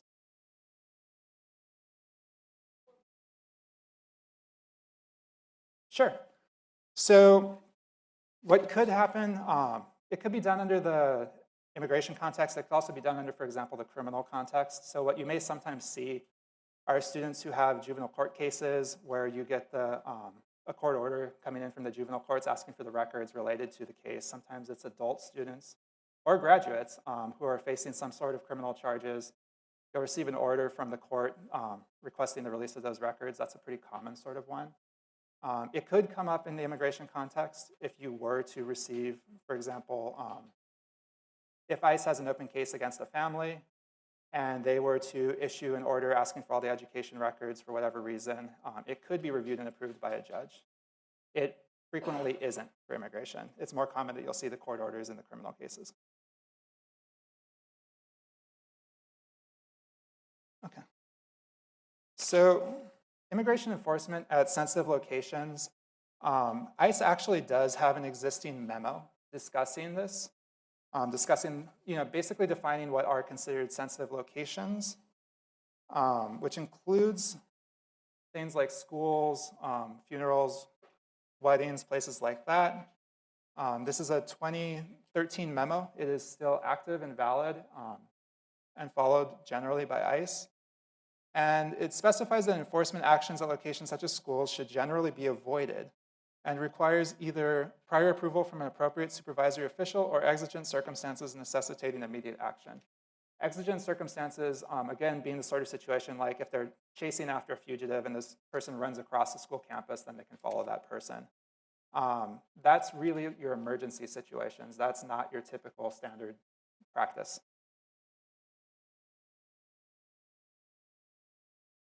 Okay. So AB 699 is a bill that was recently passed and signed by the governor. It is in full effect now. So we'll talk a little bit about it. AB 699 safeguards educational rights and opportunities of all students, regardless of their nationality or immigration status. And it required the state attorney general to publish model policies by April 2018, and districts and charter schools to publish their own policy changes by July 1st, 2018. So every district here should have adopted policies in response to AB 699. All LEAs must adopt the AG's model policies or equivalent policies. And we did a survey of our districts here in Los Angeles County to determine where they were in adopting policies. Currently, the response was that 72% have policies in place and did not need additional assistance. We had 7% indicating that they had not adopted AB 699 policies and did not require further assistance, which is obviously problematic, and we would hope that that was somebody's misunderstanding, but that's also why we're here. Yes, they do. The Attorney General's office has oversight authority over this. So if a district has not adopted compliant policies, they may hear from the Attorney General. So it's very important that everybody has adopted these policies and has them in place. And we had a handful of other responses indicating that some districts needed some help developing policies or needed some further assistance with implementation. 4% did not respond. So just show of hands here. Is this new information to anyone? Is there anyone here who has never heard of AB 699 or was not aware that districts have to adopt policies for responding to immigration enforcement? Okay, so a few. So then if you have any questions as we're going through this, please feel free to ask. If you'd like to talk afterwards, if you require any further assistance modifying district policies, we are happy to help with that. Okay, so AB 699 contains provisions safeguarding and regulating the gathering and handling of student and family information, the sharing of student and family information, and responses to requests for access to school grounds for immigration enforcement purposes. Also discusses responses to the detention or deportation of a student's family member, and responses to hate crimes and bullying related to national origin or ethnicity. So we'll talk about each of those just kind of point by point and just go through them. So bullying policies had to be updated under AB 699 and must include language regarding education for students on the impact of bullying based on actual or perceived immigration status or religious beliefs or customs. So that was a change. These two additional categories were added to bullying policies under AB 699. It also has to include training for teachers, staff, and personnel to ensure that we are all aware of our legal duty to eliminate a hostile environment and respond to incidents of harassment. And the training should include discussions of the varying immigration experiences among members of the student body and school community, prevention strategies, reporting, and corrective actions.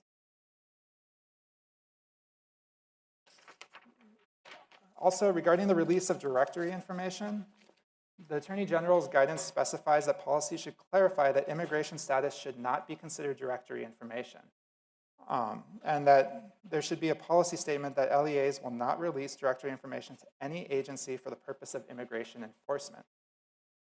And they recommend updates to the annual notifications and parent-guardian forms as needed to clarify this policy.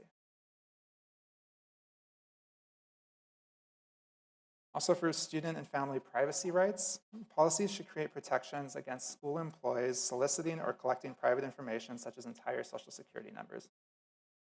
And when collection of the last 4 numbers is required for a benefit program, staff should explain that that's being done for a limited purpose, just to determine eligibility for that program and clarify that failure to provide the information will not bar the student from enrolling.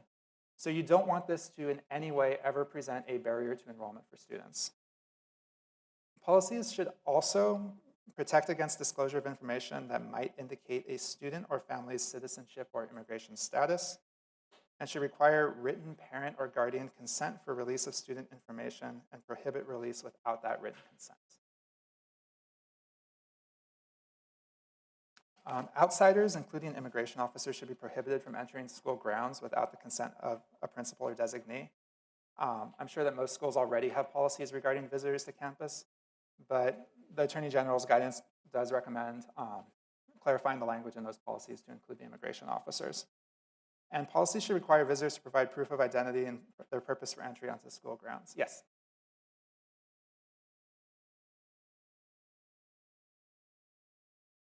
Uh-huh.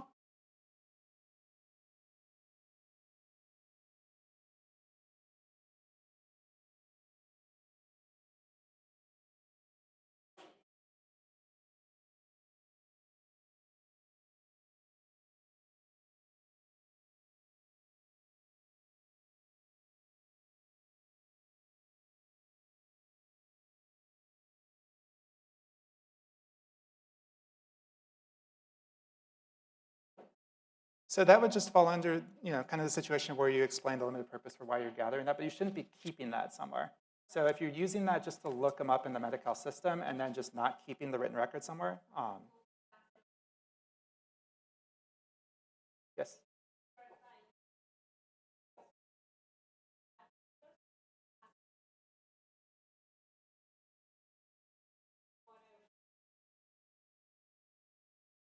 Yeah, it's typically recommended to use the last 4. And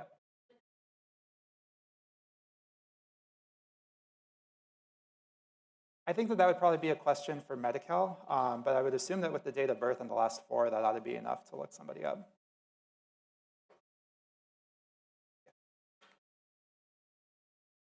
Okay.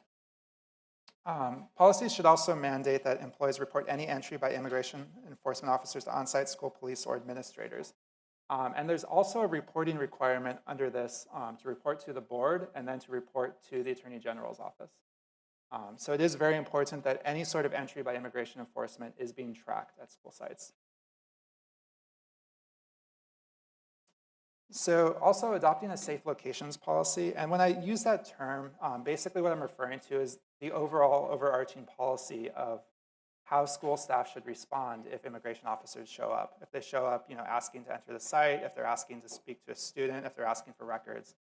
The Attorney General's guidance requires adopting a policy that specific steps are taken when staff is confronted with immigration enforcement activities at any district schools, official activities of district schools, and all district property. We've provided the Attorney General's guidance and the model policies with the materials today. You're also welcome to look at LACOE's policies. We've adopted a comprehensive policy implementing these recommendations. I'm also happy to answer any questions on this. But every district does have to have a policy in place. Policies regarding non-discrimination harassment also need to be updated under AB 699 to prohibit discrimination on the basis of actual or perceived citizenship or immigration status. And for student records, personnel should be trained regarding gathering and handling sensitive student information. And it prohibits the collection of information or documents regarding citizenship or immigration status of students or family members, except as required to administer state or federally supported educational programs. LEAs are also prohibited from compiling any list, registry, or database based on students' national origin, ethnicity, or religious belief, practice, or affiliation. So that shouldn't have been something that any districts were already doing, but AB 699 further clarified that that cannot be done by LEAs.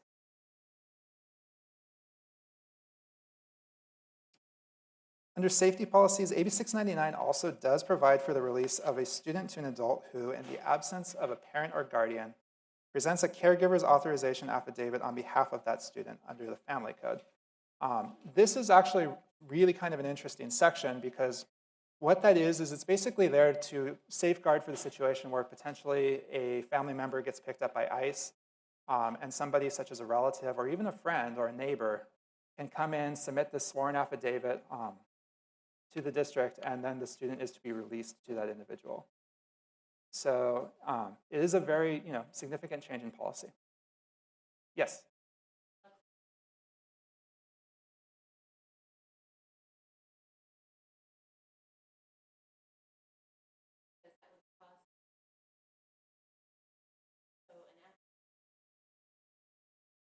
That's correct. It doesn't need to be it doesn't need to be notarized. And also really in kind of the emergency situation that this is intended to cover, it could be something like the neighbor comes in because the person just got picked up and they're filling this out in front of you at the district office. And that is acceptable. But yeah, they are swearing it under penalty of perjury. So it does still have legal effect. Yes. And for admissions policies where residency, age, or other means of eligibility criteria are needed to enroll a student in a program, that can be established by alternative documents. So when alternative documents other than, let's say, just a birth certificate or a passport can be used, district policies need to describe the procedures and forms that can be used. So that could be a variety of other documents that could be considered, but district policies should outline some of what those acceptable other forms of documentation would be. And again, and there's also a really important note here, which is that when information regarding national origin needs to be gathered to satisfy federal reporting requirements, that should be done separately from the enrollment process. So districts gather information regarding when a student first entered the United States because there's funding tied to that. That information should not be sought or collected at the enrollment stage. It should be done afterwards because they want to eliminate any barriers to enrollment and any sort of questions that may deter parents from enrolling their students into the schools. So that's really important to note. Yes?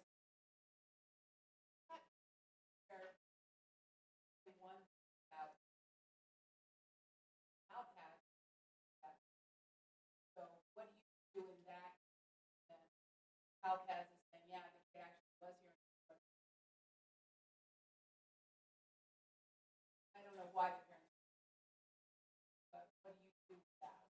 God,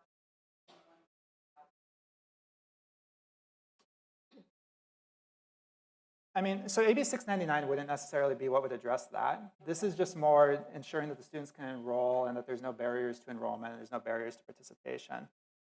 If you're already after the fact, if the student's already enrolled and there's just a question of reconciling some information in CalPads, I think it would be fine to follow up with just some questions to the parent just to kind of clarify that. But what this is really intended to do is just eliminate the barriers to enrollment. Yes. Okay. Also, for transporting undocumented students, there have been some questions that we've received regarding this, so we felt that it was important to add this slide here.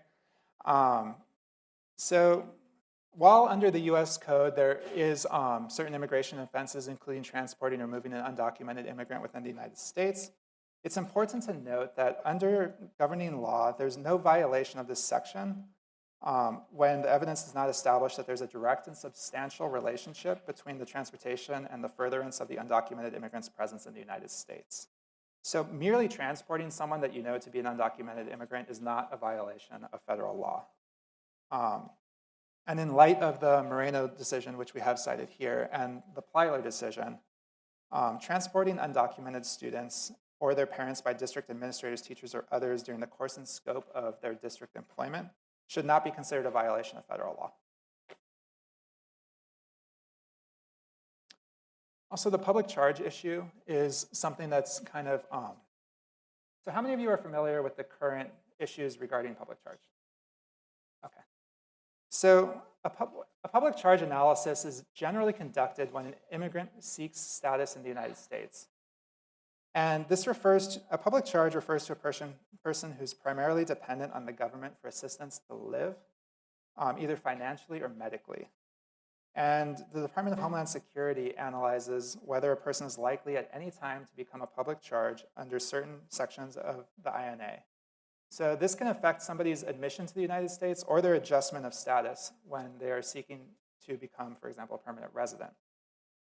In very rare circumstances, public charge can be used as a grounds for deportation when an immigrant becomes a public charge after they've been admitted to the US. So the reason why this is important right now is that the Department of Homeland Security recently published draft public charge regulations, and they're currently reviewing the submitted public comments on this. The proposed changes to the regulations indicate that DHS is seeking to greatly expand the benefits that would be considered in public charge determinations. So they've defined public charge as federal, state, local, or tribal cash assistance for income maintenance and certain medical, housing, and food benefits. No, it does not include free and reduced lunch. It's also really important to note that the medical benefits provided to special education students through IDEA are specifically exempt from a public charge determination under the draft regulations. But like I mentioned, they're still reviewing the public comments that were submitted, and we're waiting for the final regulations that are expected to be published around the end of this month. So at this time, we're not totally sure what those final regulations are going to contain, and we're waiting to see those to determine how to respond. But districts should be aware that the final regulations will likely impact the students in your district and may affect their ability to participate in certain government assistance programs. And just to clarify what I just said, it doesn't affect the individual's eligibility for the public benefits. Everyone can still apply for services that are available to them. What it does is that if the individual is obtaining those benefits and then seeks to adjust their status, it could negatively impact their ability to adjust status. Public charge does not apply to everybody, so it does not apply to US citizens, and it does not apply to most current permanent residents. So that's really important because a lot of people are really scared about this, and they may have already obtained their citizenship, and they're afraid that it could be taken away. That is not the case. Once you have citizenship, it can't be taken away from you for this. And most permanent residents also likewise are exempted from a public charge determination once they've already become a permanent resident. So these proposed changes would only apply to certain people who are seeking a green card through a family member or an employer and who are applying for certain visas. And for many individuals, families don't need to stop receiving important services now. Also, just to talk a little bit about DACA. So this is the Deferred Action for Childhood Arrivals program. DACA is not law or regulation. It was the result of an executive action taken by the Obama administration in 2012. And it provides deferred removal for qualifying undocumented individuals for a 2-year period, subject to renewal. And DACA beneficiaries are also eligible to get work authorization. So that's really important because through that work authorization, we have a significant number of DACA recipients who are currently employed throughout Los Angeles County. And DACA does not provide lawful status or otherwise provide any pathway to citizenship for its beneficiaries. And since the announcement of DACA in 2012, there's an estimated 861,000 undocumented individuals who have benefited from the DACA program. And there's approximately 180,000 DACA-eligible individuals in Los Angeles County alone. So on September 5th, 2017, the Department of Homeland Security rescinded the DACA program. And that rescission is currently being litigated. The current status of DACA is that USCIS will accept renewal petitions for current DACA recipients, but they will not accept any new applications. So if you have any students or parents who are asking questions about DACA, if they already have it, they can renew it and they should renew it. If they don't already have it, they are not eligible to apply at this point. All right, so does anybody have any questions about anything we've discussed or anything else immigration related that you would like to ask legal questions about?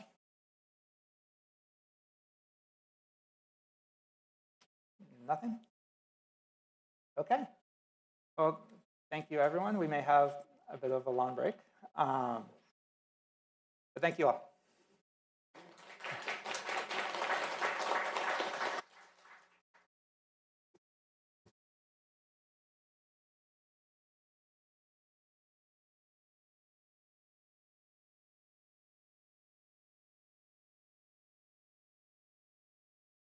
Sorry, and I actually do have one more issue to discuss that was not in my presentation, but actually came to our attention recently.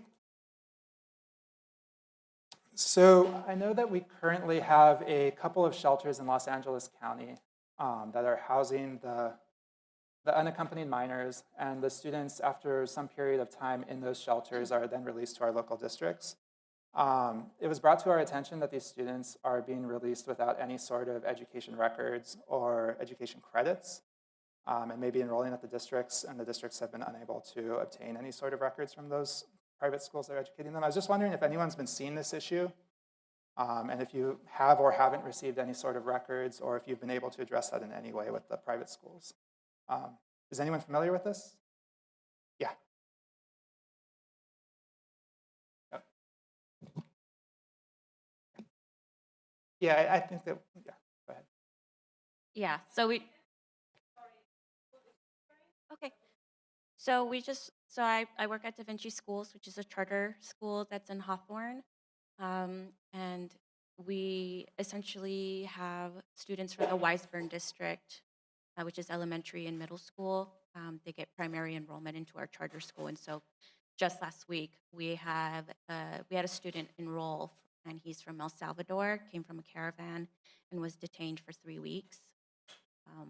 And at this moment, staff just kind of have their hands in the air and don't know what to do with the student. So that's why I'm here.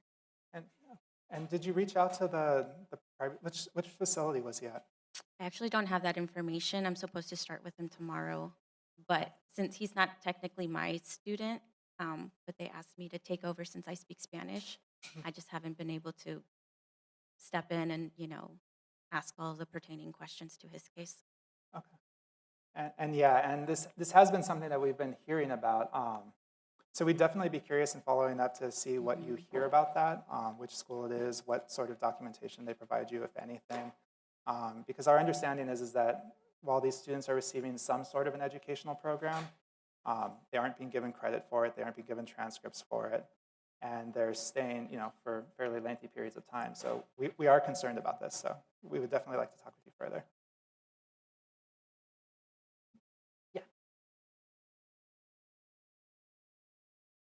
Okay, so I just went to Montebello for an attendance. Anybody here from Montebello? Montebello? No. Okay, so I went for an attendance refresher course for them just to do a supervision of attendance. And some students who have been removed, actually chose to remove from their home due to domestic violence, were housed with mother and children in one room. Sometimes it's one room with 2 parents and all their kids. Sometimes they don't get education services immediately because they're just fearful and they're dealing with them counseling-wise and trying to heal the parent physically heal the parent where they've been actually brutally attacked.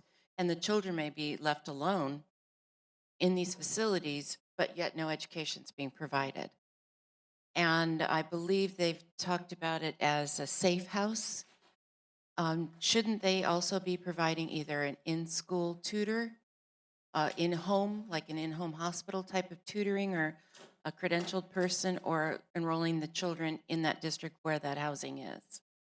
So students who are being removed, I'll stand over here. So if a student's being removed for like DCFS related reasons, they should continue to receive some sort of an education program while they've been removed. So it's certainly troubling that they would be taking them out of the district and providing no education. Whether that student would qualify potentially as a foster youth or in some situations potentially under homeless services, it could be one or the other, it could be both. But there really should not be a scenario where a student's being taken out of school and not provided any educational program. And then a follow-up to that is, even though they're homeless, the school of origin is where the father knows the children to have been. So now they'd like to choose a school to attend in a new area where they're living. They don't want to choose their school of origin, which it would be the best for the children's sake. Right. And typically it's when they're still seeking a restraining order for the parent that is abusive. And according to the persons who shared it with us, it's 9 times out of 10, it's the father that's abusive and the mother leaves with the children. But sometimes it's the reverse. Right. Or it's a grandparent taking the kids away from abusive parents. If DCFS gets information about that, we're trying to link them up with our EPS program with the foster youth, and that's Educational Passport System. And that collects the information where they're at and gets them enrolled. We use our counselors at Foster Youth Services for that. Your phone. All right. Let me pass this to you. Okay, so I only have one email pertaining to this student, and I wanted to just mention some points. So I'm mistaken. It wasn't 3 weeks he was detained. It was 3 months, and he was held in ORR Center in Florida. Parents are back in El Salvador.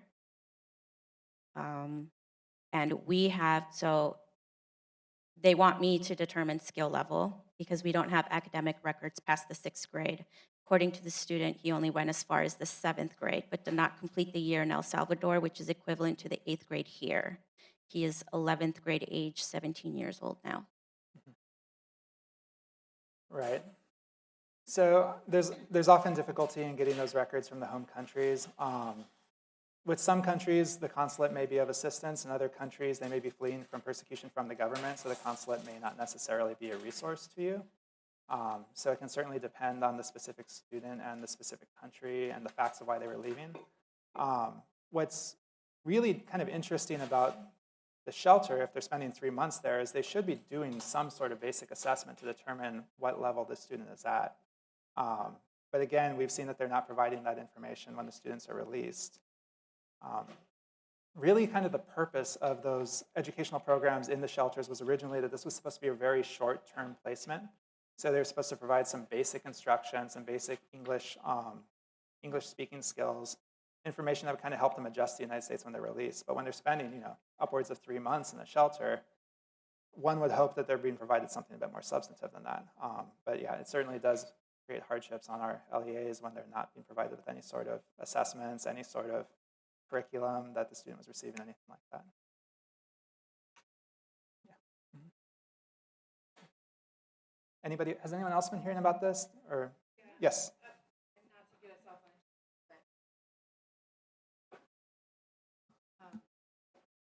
We have, so I'm from the Heart District up in Santa Clarita by Magic Mountain, and we have a 17-year-old student who went into a facility. When you first said private school, I was a bit confused, and then once she clarified, same scenario, 17-year-old student, her younger brother who's in 8th grade, and then an even younger brother in 1st grade, all went through facilities.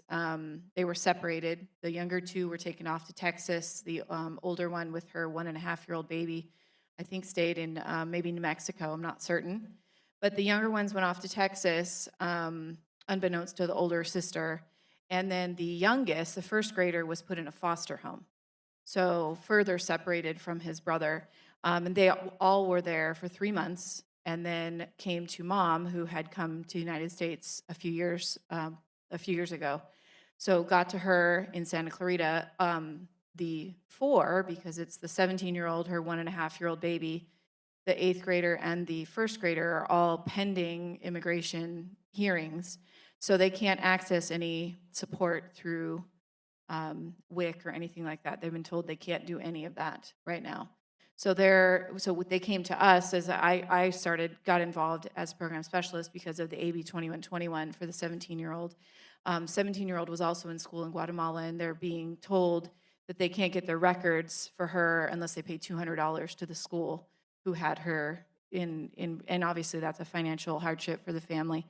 So I think with AB 2121, we can definitely help her get out of school even without those records in a reasonable time. But I'm just concerned, this family is struggling, obviously, because there's no assistance for them at all. They are here illegally, but needing help. We're doing the best we can as a school site to try to hook them up with social services who will help.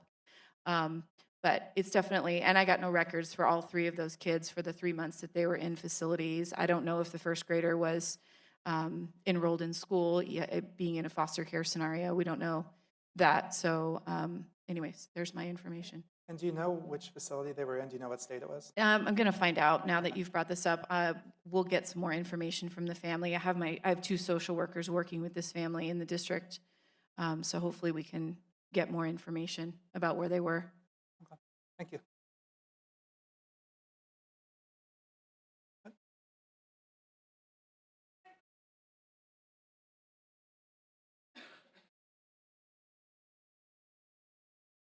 Just as a pointer, for resources for people that don't have status or that are in the process of getting status, like while they can't access public benefits, some public benefits they cannot be accessed, there are a number of other ones that are either like state-based or county-based that are accessible.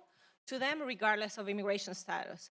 The Office of Immigrant Affairs at the LA County, so you have in the Dropbox, there's an infographic, it has a phone number, and it also has the different resources available there, so that would be one way to go from, and that goes from, you know, they like to say, they serve from the womb to the tomb, so everything that you can think of, so yeah. And I'll give you my card as well, so we can follow up about that, and anybody else, like Da Vinci, that would like to follow up about this situation. Thank you for sharing. Thank you. And also just to clarify, when I was referring to the private schools before, those are the ORR schools. The reason that I refer to them as private schools is because what we've seen is that ORR, rather than using the local school districts where the students would have additional protections, would receive transcripts, would receive student records, that they've been contracting with private entities that operate private schools, and that has removed many of the protections that otherwise would be in place. So far, I don't think we have seen a situation where they've been contracting with a local school district. Okay. Anybody else? Yes. So you said if they're here on a visiting visa, they are able to enroll in the school, right?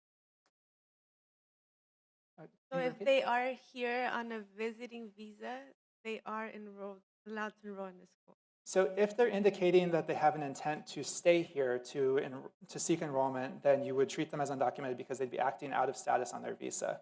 If they're just here for like a 1-week vacation, they are saying that I'm only here for this 1 week and then I'm leaving and I just want my kid to go to school while I'm here on my vacation, that would be a different situation. But it's when they're here, there's indicating an intent to remain for some period of time and they're purposefully acting out of status of their visa that you would enroll them.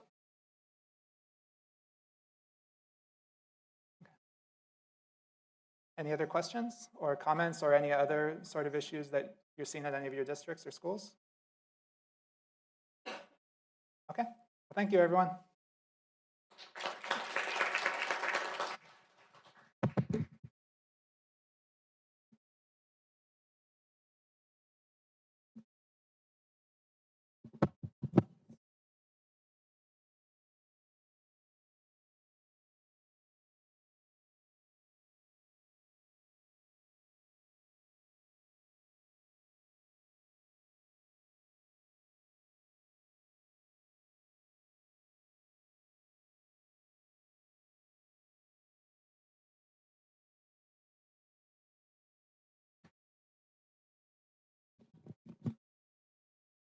Okay.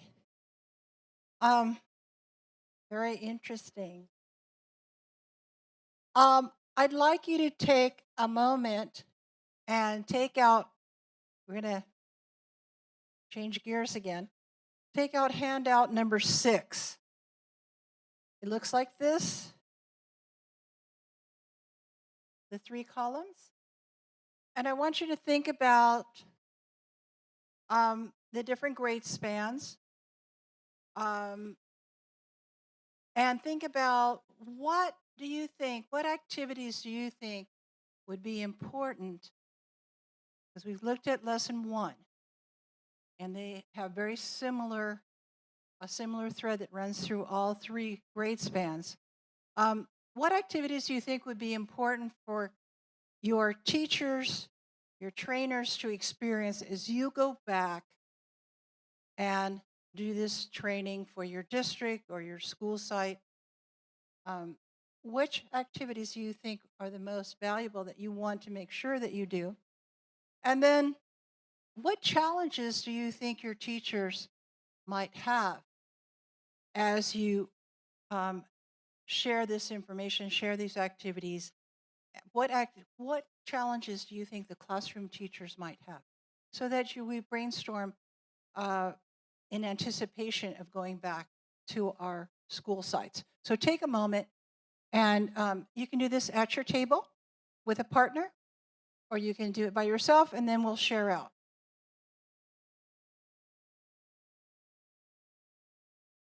Okay. So what are some of the key points, key activities you want your teachers to experience when you go back to your site or your district? Let's just hear a few ideas.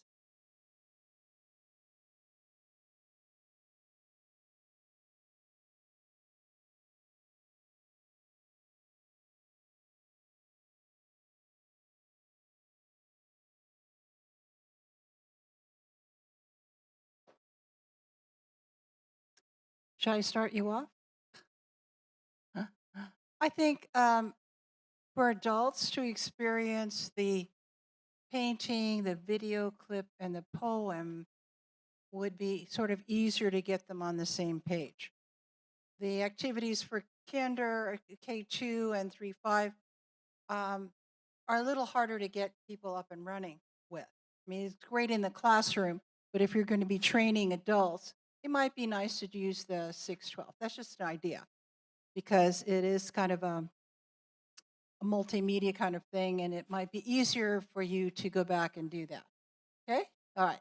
I started. Now, who's next? Yes. Yay. Thank you.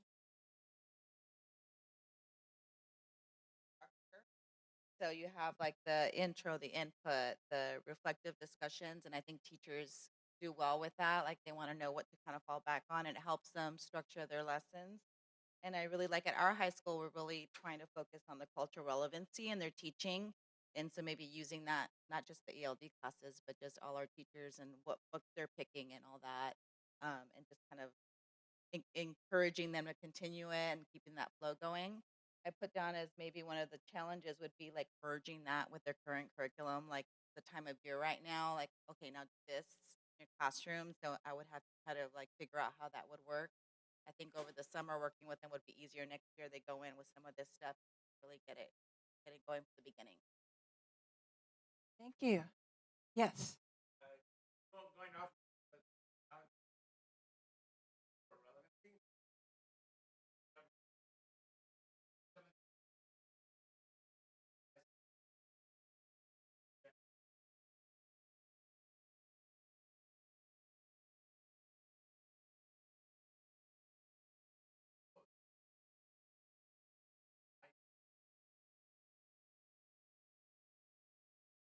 That's a great point. Thank you. Someone else.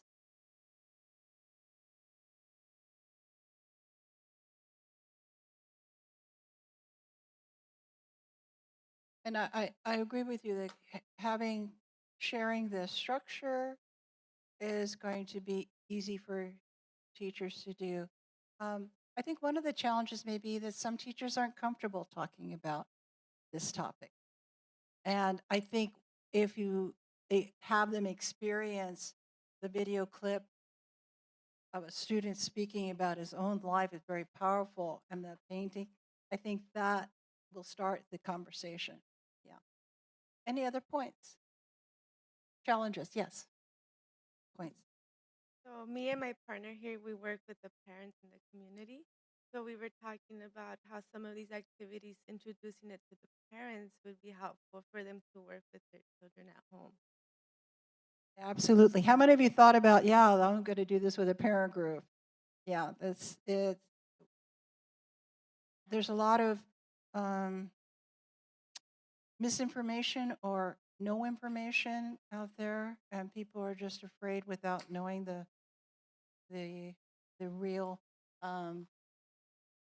the truth about what's going on with the new legislation, and the fact that schools are safe places to build that foundation for not only the students but the parents. Excellent point. Thank you. What came up at my table was if a teacher didn't feel comfortable talking through this topic, maybe a counselor could come in or a resource person could do the activities with them. So be open to maybe somebody saying, would you come into my classroom and do this for me? Because it is something that is very sensitive and needs to have that kind of empathy and understanding to have the kids feel comfortable. Okay. Any other comments? Okay, so we're going to finish off one more thing before lunch, I think. Is that okay? Like there? Okay, great. Um,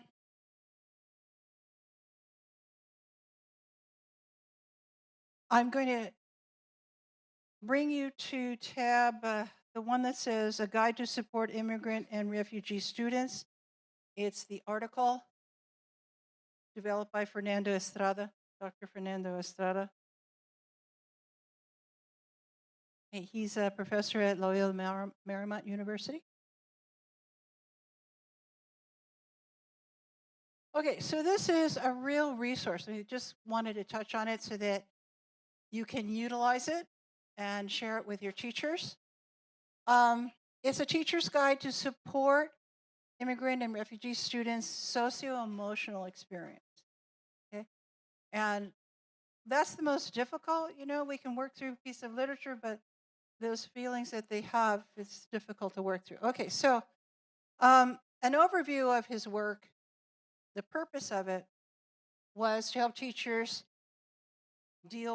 attend to that social emotional trauma and uncertainty that they may have. And I love the idea of sharing all of this with regular ed class because everyone needs to understand, you know, the trauma and the experience of our kids, everyone. So, and really the contents of it is there's 4 activities, and we're going to look at those in just a minute. But I'd like you to also, as we're going through it, to kind of discover there are 10 scenarios that he wrote, kind of putting you in that classroom with that student and their feelings, and then giving you an opportunity, how would you respond? So that's really great exercises. So the key points of the article, we'll talk about this first, and then we'll actually look at one of the scenarios, is that sometimes these sensitive, complex topics, you know, can trigger an emotional reaction with some students. Okay, so we need to really be aware of that. And when we respond, our response is always affirming and validating, calming. Okay? And that's all dealt with in this article. We want them to connect with their feelings and their thoughts as it helps them with the learning and enhances their experience in school. Okay. We know that students learn best in an environment where they feel safe and supported, where they trust the teacher, they trust the other students. And it's really important that we set the ground that all the other students understand. I had a class that was really not very nice to each other. And it was an elementary school, and it came down to the fact that I was just so upset with the language and the name calling and all of this that I know this is unconventional, but I said to them, what are some names that people call each other that are kind of mean? So I wrote them on the board. You know, you're dumb, you're stupid, all of that. Wrote it all on the board. And then I said, see all these names? I erased them. You can never use them again in the classroom. And then I said, so what are some things that make people feel affirmed, they feel that you like them, that they're accepted? And that was harder. They could tell me all these other really bad things. It was harder. And I said, this is what I want to hear. So sometimes being very clear with all the other kids about what your expectations are really helps. Okay, so we know that they learn best when it's safe. Probing the feelings and thoughts of a student can be done with brief questions and statements. Sometimes kids are uncomfortable in telling everything, all their story, and you keep probing. So then what happens next? That sort of thing. It's just, along the journey, some snippets here and there will help you build the whole road for them. Okay, and then the last thing is to be familiar with the signs of emotional distress, you know, and knowing the resources at your school, like counselors and community liaisons, people like that you can bring in to help you make the situation better. Okay, so the discussion questions are, so what other resources can you think of that might be available for immigrant students and refugees? And I'll start you off with one.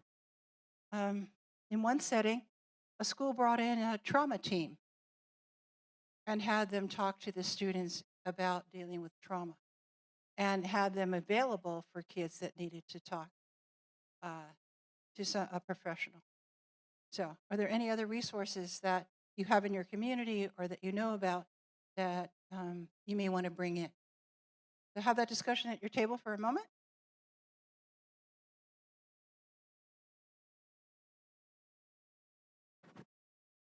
Okay, any other ideas? Like, we actually did trauma training for the staff. So we brought in a trauma team, professionals that helped us work through actually experiencing the training so that we could be better equipped. Any other ideas out there? See you.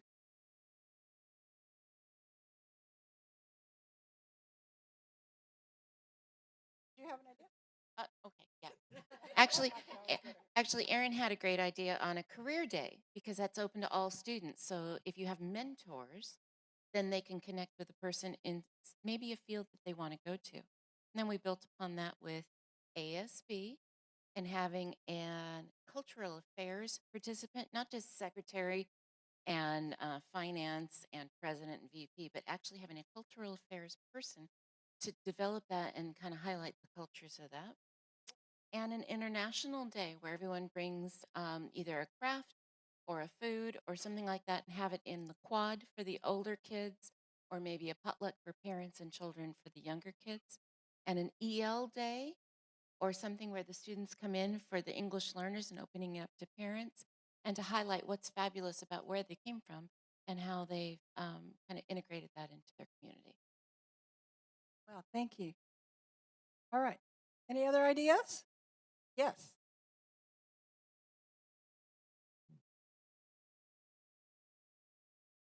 So I work with a high school, and besides using the resources that we have, one that we've noticed that has helped us a lot is alumni. We have alumni come in and talk to our students when they have questions, just because our students feel a lot more comfortable talking to someone that has gone to the school and has gone through the difficulties and the struggles that they're going through at the moment.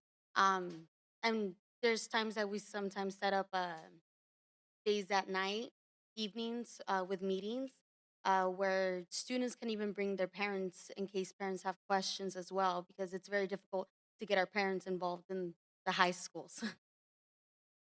Thank you. Yes. Hi, I'm a college social worker for LA Unified, and we're planning right now at my school in the Valley. Um, uh, we're targeting our ELD learners, all of them, and 25% of the school is ELD, and there's about 1,100 kids. That's a lot. So we're bringing in a speaker, a young speaker. He's a graduate from USC who was undocumented, and he actually works for USC. And because we feel that students relate, they relate to younger people. And so he's going to talk to them about, going to college and all the, AB 540 and all the supports and rights that they have, even as undocumented students, and really encouraging them to keep going regardless of their immigration status, because he's still undocumented too. So that's what he's going to come next month. That's a wonderful idea. Yeah. Thank you. Also creating spaces like dream centers. I know in our district we have one at one of the high schools, and they just had a whole week of coming out of the shadows, different events to share the stories with the families, with the staff. They had like a whole parent day where they did a tour for the parents. I mean, those kinds of things, also create not just a social space but a community. So. Thank you. Any other ideas you want to share? Yes.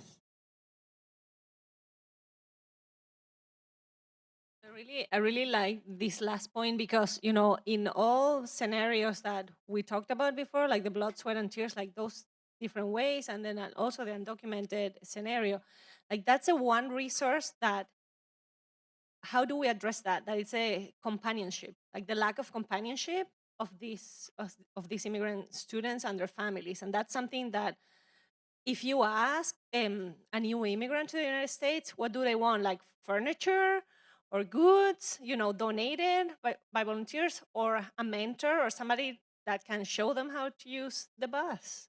Like they will take a person, a companion, over any of the physical goods. So.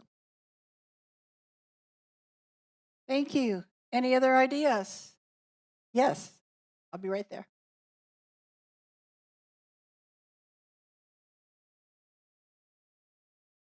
Along the lines of the Dream Center, and when I was a high school counselor, I started a group called Ideas, which I stole from UCLA. So I called it Baby Ideas, right?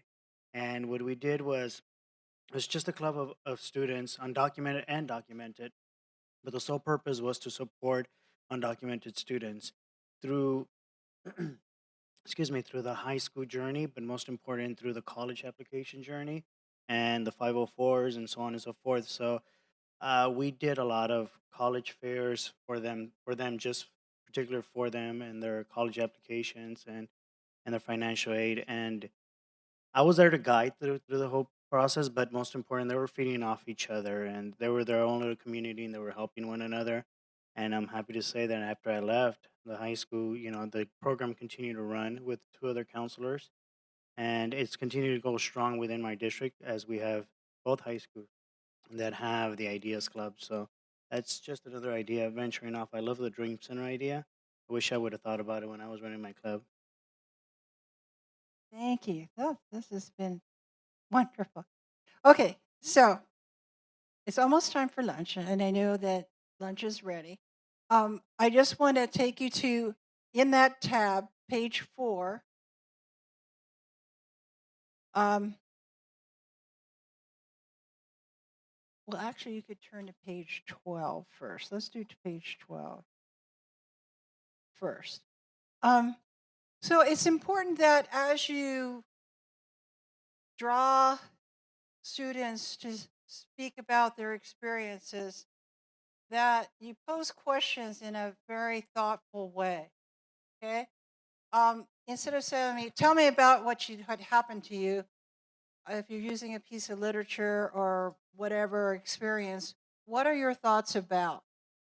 It's not as traumatizing for kids to actually take their feelings into consideration and start probing and getting their feelings out and their ideas.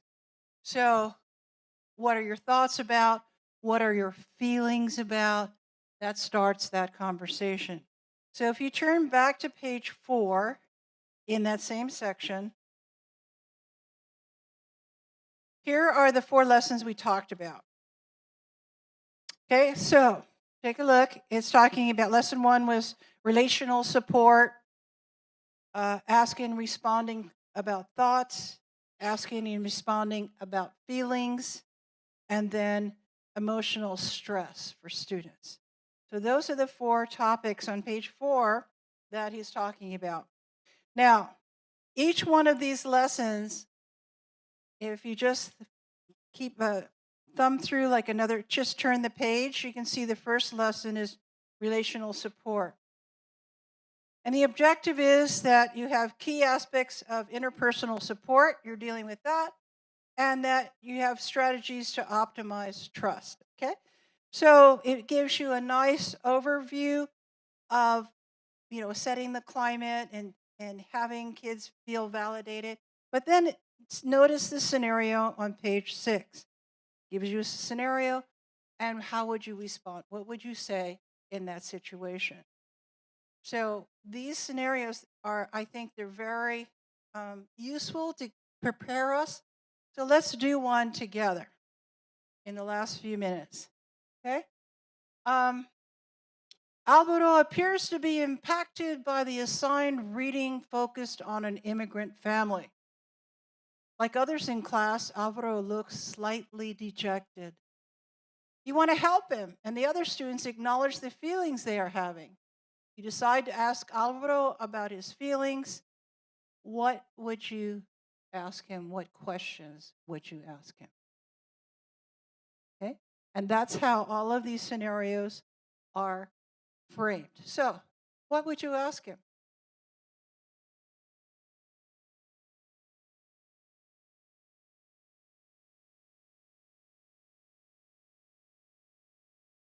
What are you feeling about what you've read? What do you think about what you've read? It's that making it not so personal, like, tell me, tell me, tell me. It's more, how are you reacting to this assigned reading that you're seeing? So you're deflecting it to the assigned reading and asking him his feelings. And maybe he says something like, this is the same country that my family came from.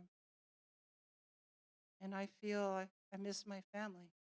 Whatever it brings out. So that's how you start. Now, would you do this whole group and say, okay, Alvaro, tell me what you're thinking? Of course not. This is a one-on-one time. This is a personal time. Yes.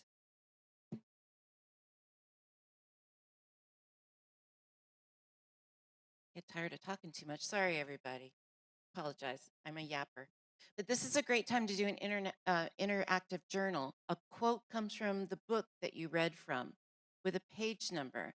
And the response is, how were you feeling on that? Everyone write how you were feeling. And then those journals get turned in. And if there's something that comes up alarming, you write back in the journal, let's talk more about this, opening up the conversation. Use a different colored pen, but never red because it looks like it's bleeding on the page. That's our recommendations. Sounds good. And writing is a wonderful way. And also, are you going to demand the kids write in English? Of course not. Ask them to write in whatever language they're comfortable with. If you can't read it, there's someone in the district who can translate it for you so that you can react to and respond to that. Okay. So when we come back from lunch, we are going to look at the literature part of lesson 2s that are all about literature. So it's time for lunch. I'll let, who's making the, oh, here we go. You can put that, please wrap it up, son. I get to do the fun part, lunch. Yay! Okay, if I could have everybody stand up, and the line will start right here, right by the sandwiches, and you'll end at the drinks, and then you can go back to your seats. All right.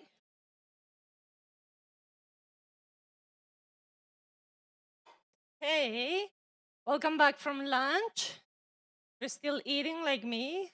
Enjoy, I won't judge you. I know slow eaters or multitaskers, as I like to call myself. I hope you enjoyed the lunch. We have a coffee break for you in your tables or on your tables right now, and some candy to keep you awake. So even if you did not respond the quiz, you see, we were kind enough to give you candy.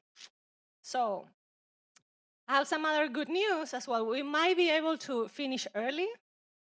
So we're working on getting our last speaker to see if she's gonna be able to join us at 2 instead of at 2:30, I think it was I will put her. I wanted to ask you a question. I saw somebody, and I'm gonna put you on the spot. Where are you? Somebody wearing a One Day at a Time t-shirt. Where are you? Yay! So we're in Los Angeles. We're in the entertainment mecca. So we're gonna be talking about books, But television and film are also very important to us, right?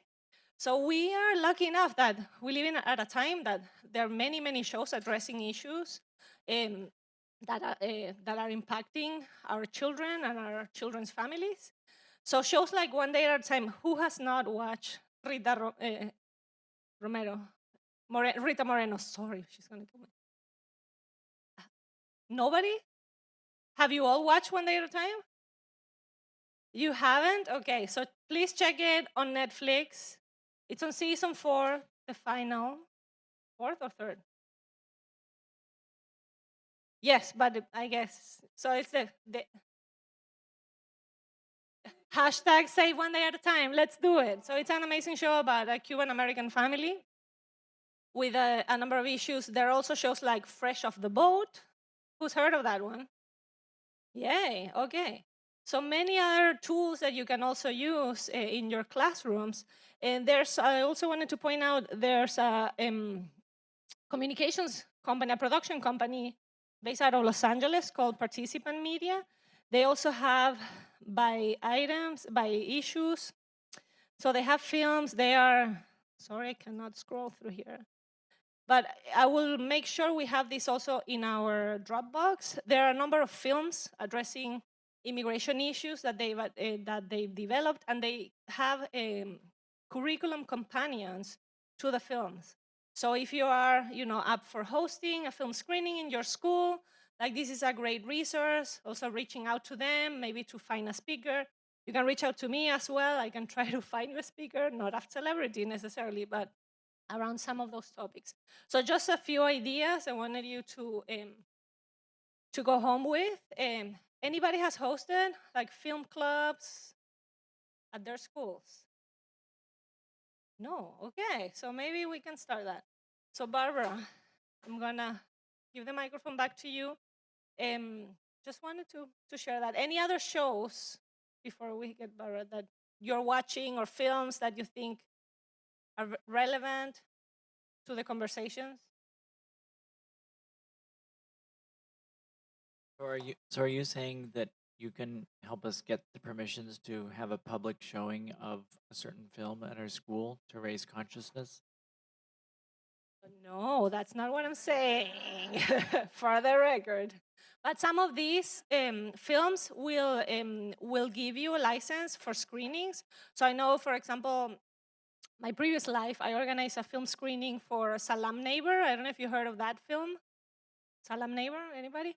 So it's two directors who decided to go to a refugee camp and learn about the refugee experience themselves, and they just went on to Zadari refugee camp in Jordan and filmed everything inside.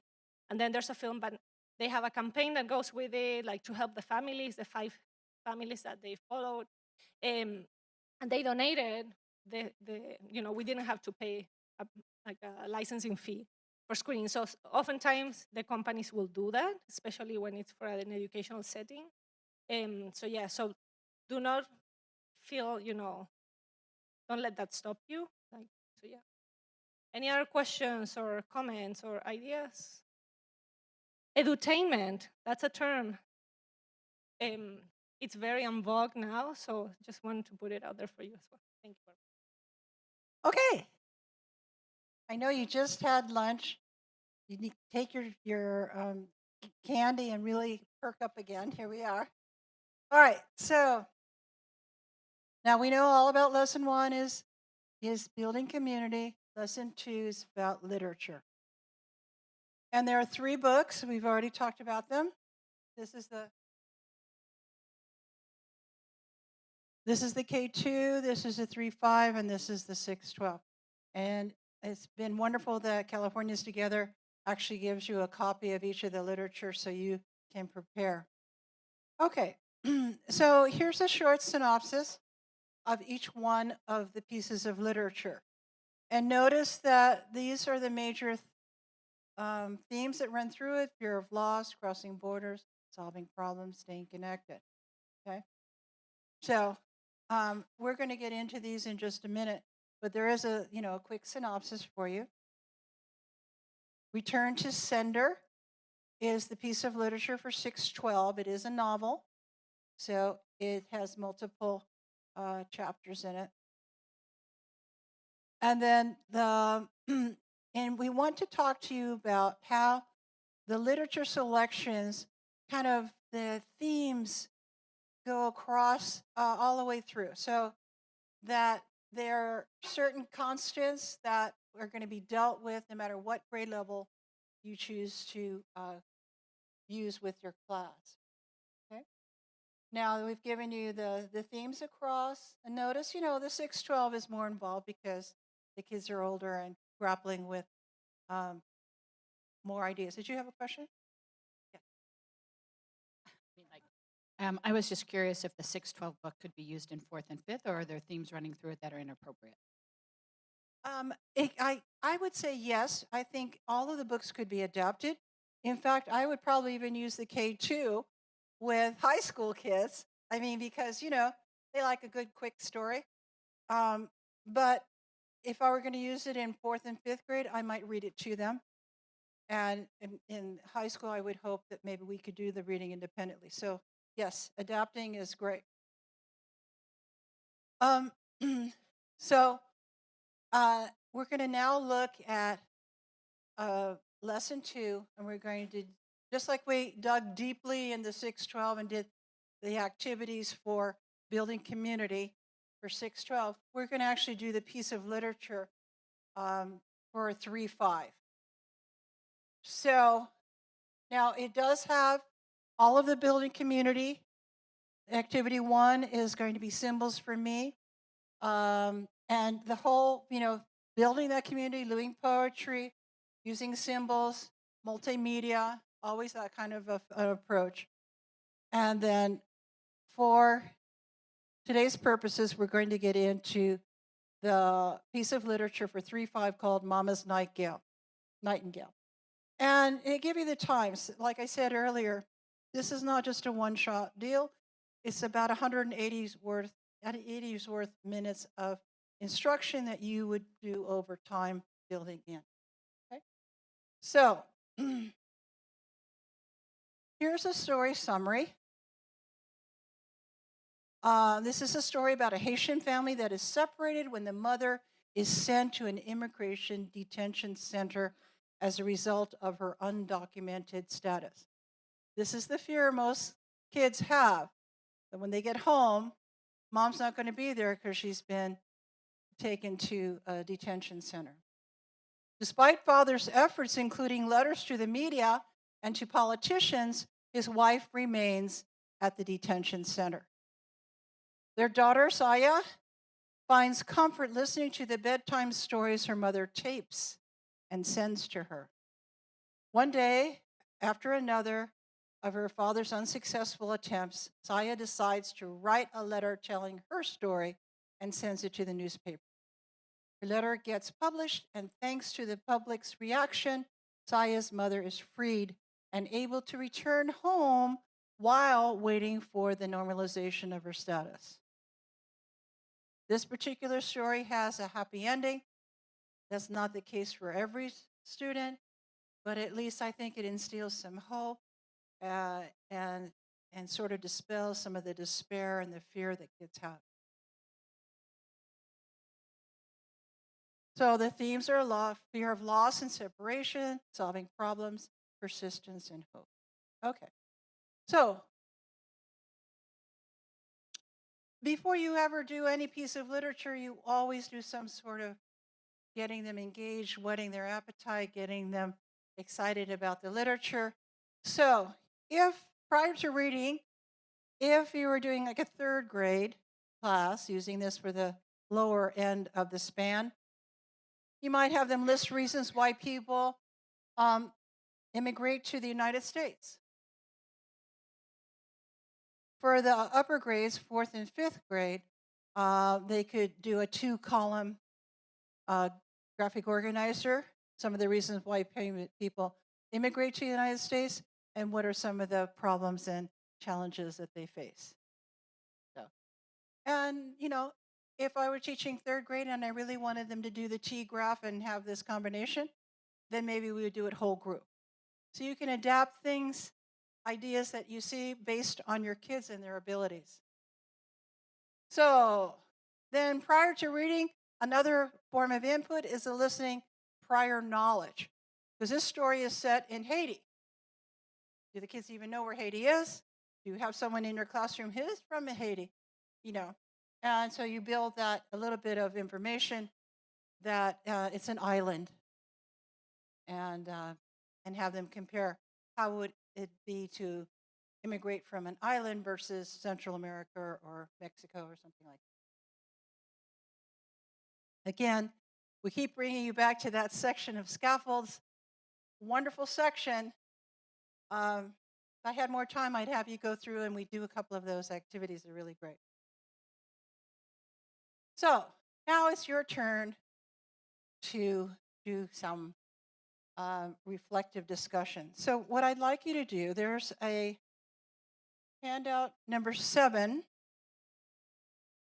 literature-based discussion about the immigrant experience. Okay? So I'd like you to number off from 1 to 5. So let's start here. You can be number 1, 2,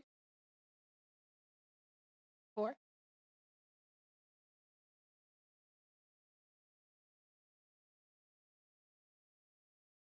We'll skip that table.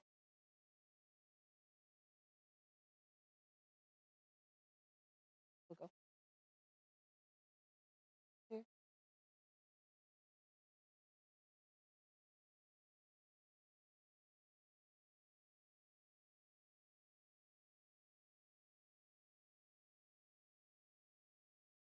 5.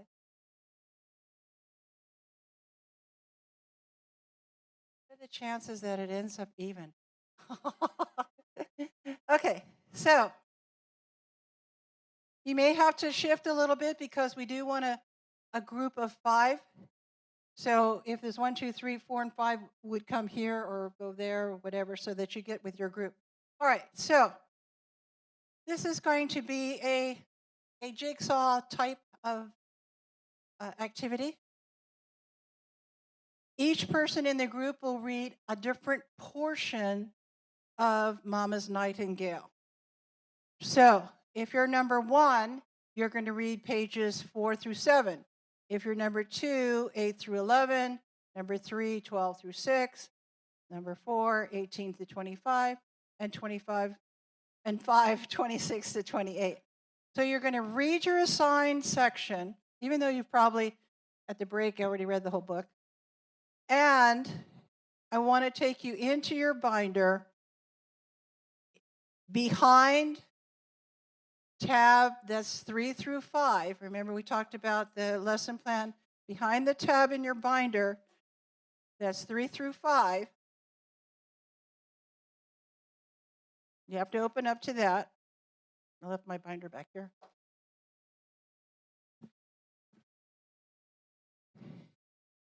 There are some guiding questions and prompts in that section. And this is how you would have the kids do it also. So behind 3 through 5, which is the 5th prompt, 5th tab, turn to page 9, 3 through 9. Okay, you see the bottom of 3?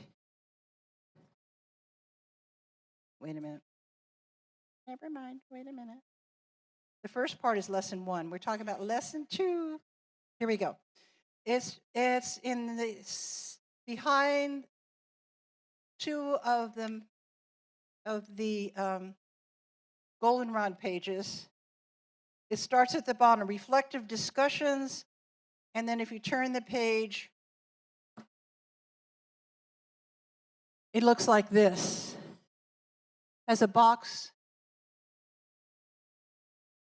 You see it? Did you find it? Okay. Behind the tab that's 3 through 5, go 2 goldenrod sections back, and then you'll find the guiding questions. Does everybody find it? If you didn't find it, Raise your hand, I'll help you. Did you find it?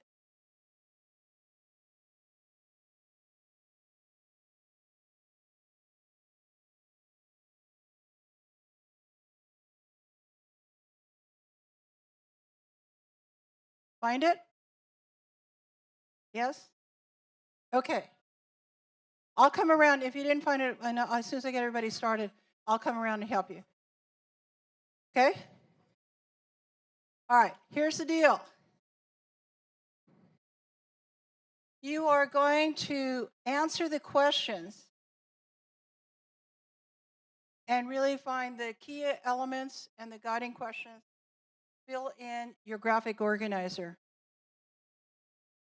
Because then we're going to come back and share with our group so that everyone has a deeper sense of each. Yeah, we know what the story is about, but each person in your group can take notes on the portions that they didn't read, to get a deeper notion of how we're going to probe and use this text to help our kids as they go through their assimilation in America. Okay? So I'm going to give you about 20 minutes to read your section, answer your questions, and I'll take your pulse. And then we're going to have some time to share, one person at a time at your table, your sections of it. Okay? Now, if you didn't find it, I'm going to walk around and I'll help you find that section.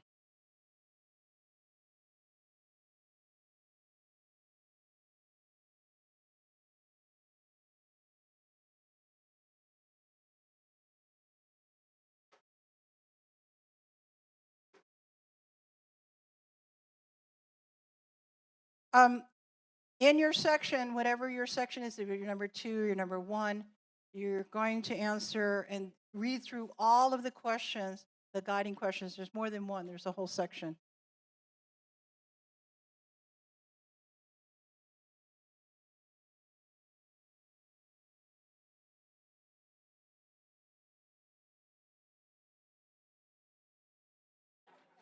It starts here. And turn the page. And there's the rest of it. So you have questions and ask. Get a sense. Oh, it's right here. Just read your response.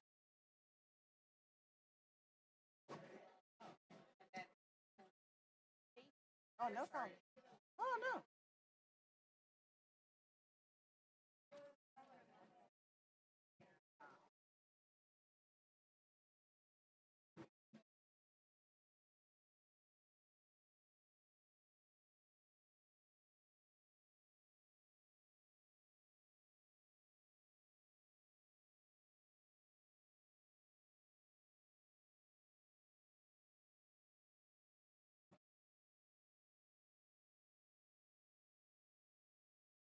Attenzione, per favore. You have a page in your handout, beautiful color page actually, that gives you a little more guidance. It gives you what number 1 is reading, number 2, number 3, number 4, number 5, and where to find your guiding questions. Okay? It's the last page in your handout packet.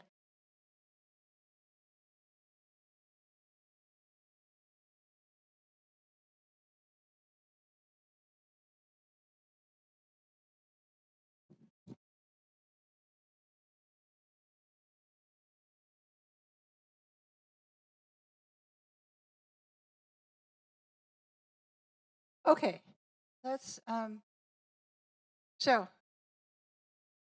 will you configure in groups of the 5, 1, 2, 3, 4, 5, so that all areas of the book are covered? So if you need to move to another table, would you do that real quick? And what we're going to do is each group member, we'll start with number 1s, of course, will summarize their section. What does it say in their section? And then synthesize the activities and the type of literature-based discussion extensions that can occur. So that by the time you walk away, the rest of you can be taking notes. You have a complete in-depth preparation for this book. Okay? So number ones, just move to where you need to move.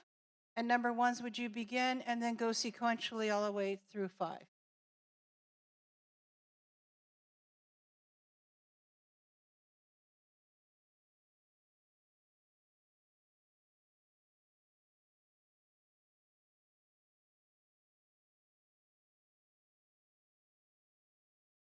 No, they're going to share with their whole group. 1, 2, 3, 4, and 5. All at one table. We're not going to do expert groups, which we'd have all the ones at one table, all the twos at one table, because I think you can handle it on your own.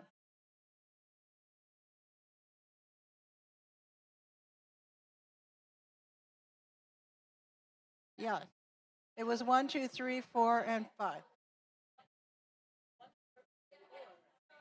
Okay, all right, let's stop for a second. Stop. Okay, remember we counted off 1, 2, 3, 4, 5. That's one group. 1, 2, 3, 4, 5. Another group. 1, 2, 3, 4, 5. Another group. So whatever group you were with the 1, 2, 3, 4, and 5, got to get together because we want a 1, a 2, a 3, a 4, and a 5 together.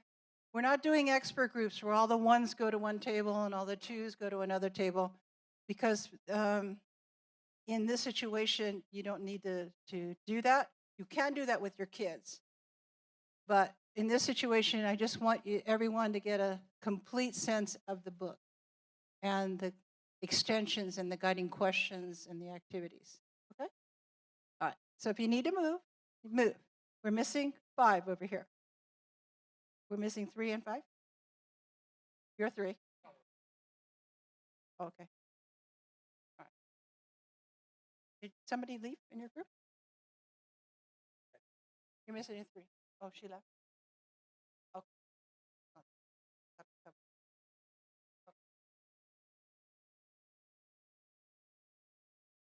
Okay. Thank you very much. It was great to see people going and sharing the book. It's great.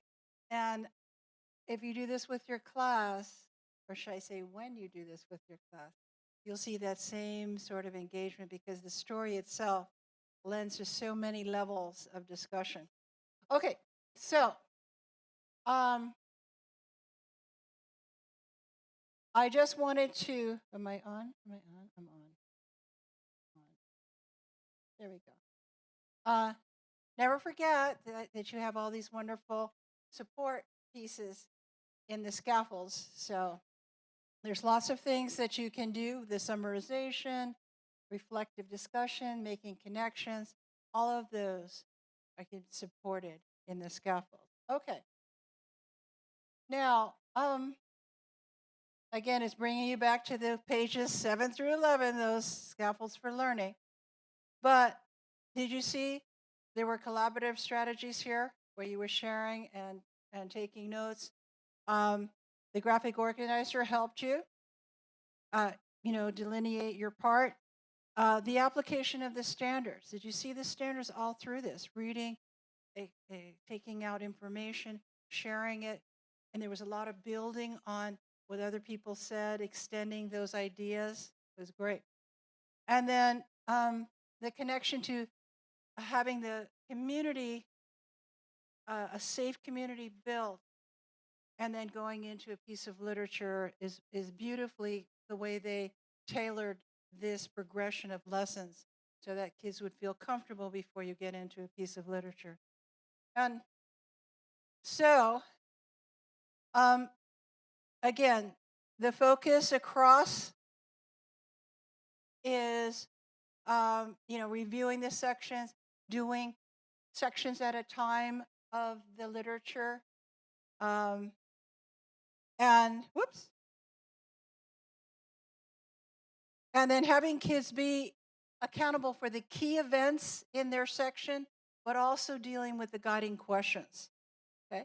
So what we're going to do right now is we're going to look at the 2 pieces that you didn't cover, the 2 pieces of literature that you didn't cover, the K2 and the 612.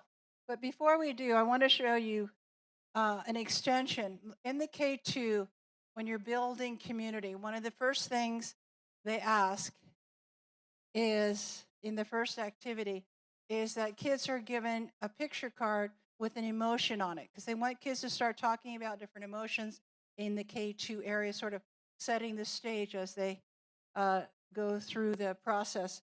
And so the activity says that the kids are to take a picture, pick a card, and to put a color with that emotion and why. So I have here, it says guilty. And so I would probably put the color maybe gray with that, because being guilty sort of puts a gray cloud over everything for me. Okay, so you would have the kids do that. So how could I'm always thinking about how could I use this for everybody? How would I use these cards in maybe a middle school or a high school? So what I'd like you to do, I'm going to show you what I would do, and I'd like you to try it out. I'd give the kids a sentence strip. Wish I had 3 hands here. And this one says angry. Okay? So I'd have the kids figure out this is a gradient strip, different degrees of this emotion. So I'd probably put anger in the middle and say, okay, what's more than anger? Furious. What's more than furious? Red-faced. What's more than red-faced? Livid. What's more than livid? Irate. Then I'd go the other way. What's less than angry? Maybe mad. What's less than mad? Maybe upset. What's less than upset? Maybe unhappy. And what's less than unhappy? Maybe just bothered. Okay? So I'd like older kids to experiment and play with the gradients of that emotion. Okay? Another example might be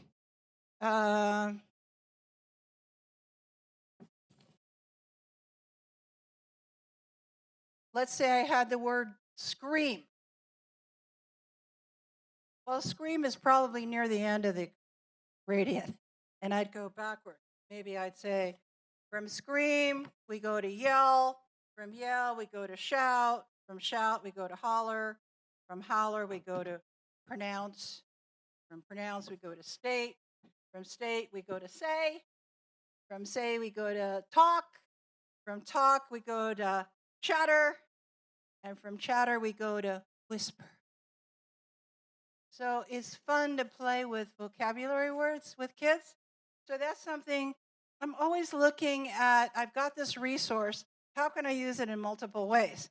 So some other things that came to mind for me is that I'd say to maybe to the K2 kids, pick a card, like playing charades. Okay, act out that emotion and see if the other kids can guess it. Or that sort of thing. I'd also do something like pick a picture, read the emotion, and draw a picture of when you felt that way. That's a little deeper, and that you have to have that trust first before you go there. Okay. And so, there's so many resources in this material. Feel free to use it, whatever grade span you're working with, and think of ways to make it really your own and great for kids. So if we have time, I'd like you to work with a partner or a triad. There's emotion pictures in the middle of your desk. So I'll give you a couple of strips, work with a partner. Where are you going to put that emotion and go up or down, or maybe just down, or maybe just up, wherever you see fit. Just do that. It's kind of fun to do. So do this activity. You can all take a picture and then just decide which one you want to put into a gradient strip.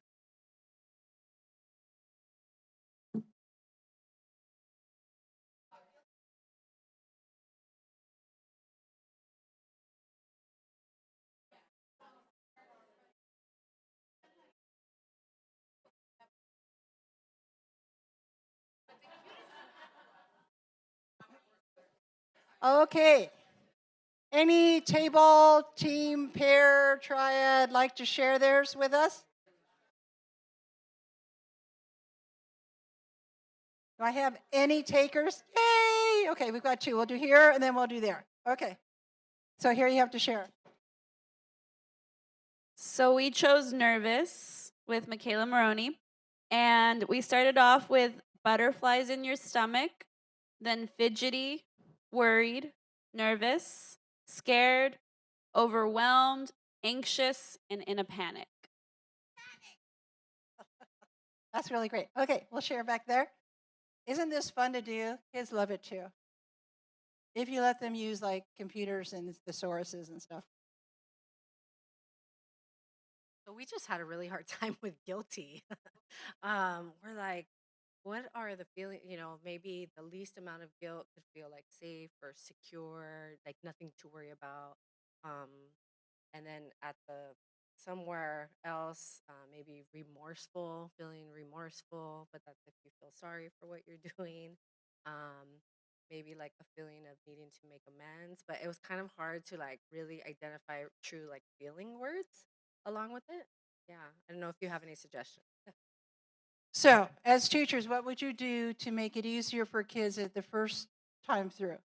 I would eliminate any of the cards that are a little bit more difficult, they're more abstract, and make it just the concrete, mad, happy, whatever.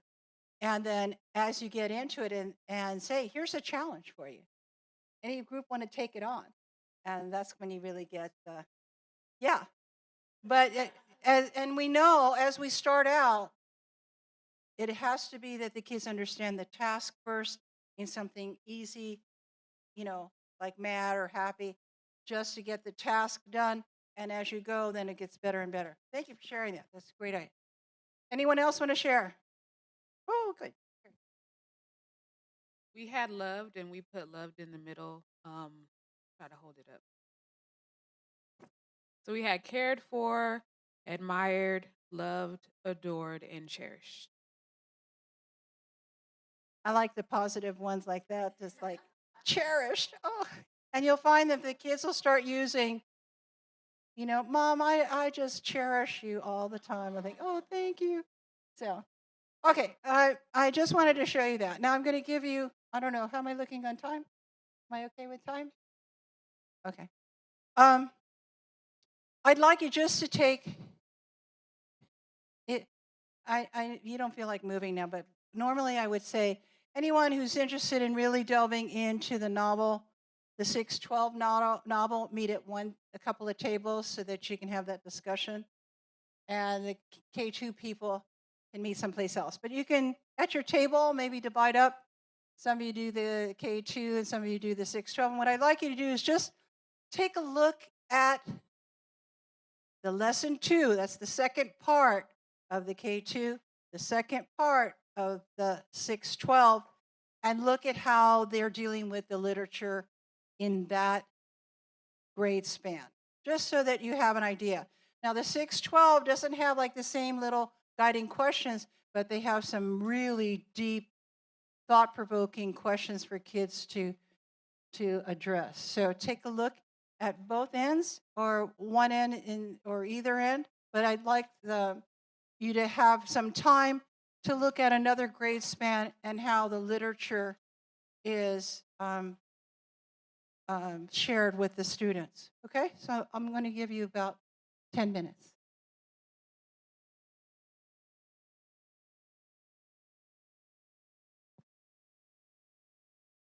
Okay, I'm going to bring you back because we're going to get you out early today.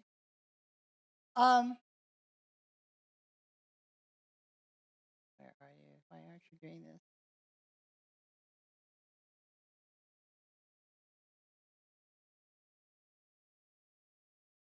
Okay.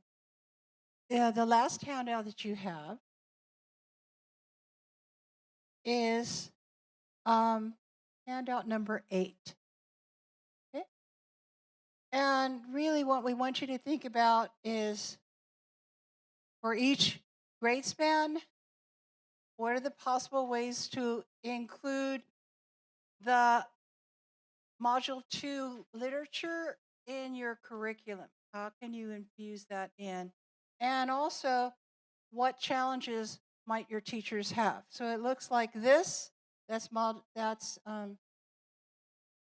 handout number 8.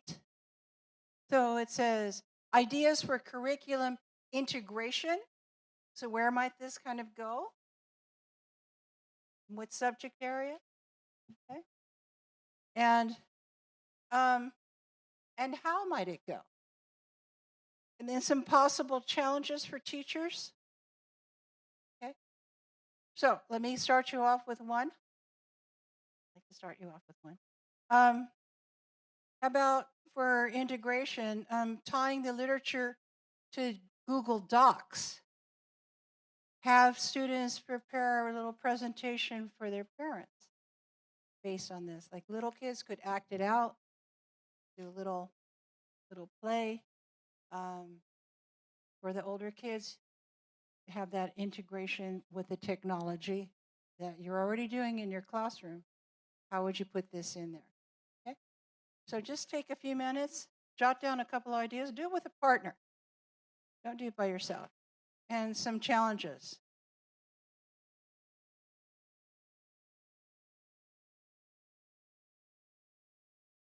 Because everything we want to do, we want to integrate it into the regular school day and have teachers feel comfortable with, yeah, I can do this, I can fit this in. So be thinking ahead of time how you're going to address those concerns.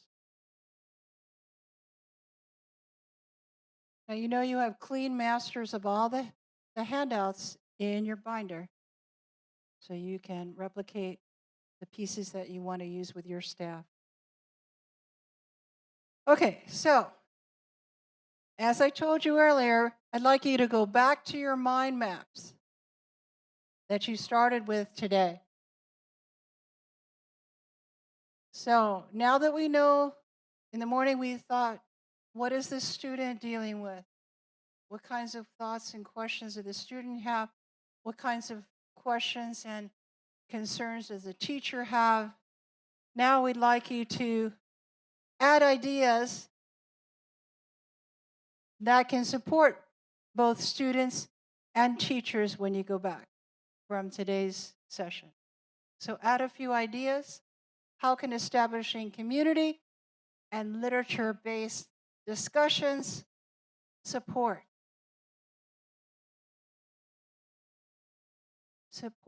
both teachers and students? Okay? I'm going to give you 3 minutes to do that.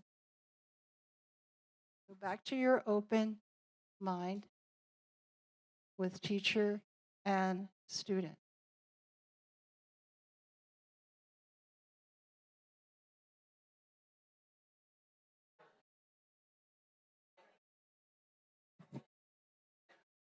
Okay. Thank you. This was, I'm glad you're having such a rich conversation with somebody you don't know, which is great. You can go back to your seats. We're just going to close my portion of the training with one more quote from Nelson Mandela. Will you read it with me, please? We can change the world and make it a better place. It is in our hands to make a difference. Now, I know that all of you have a different role, and this is a trainer of trainers. So however you go back and replicate this with your staff or your district, I hope that you find that you have enough resources to really get a good start on having this conversation with your colleagues. Okay, so I'm going to turn it over to Melissa.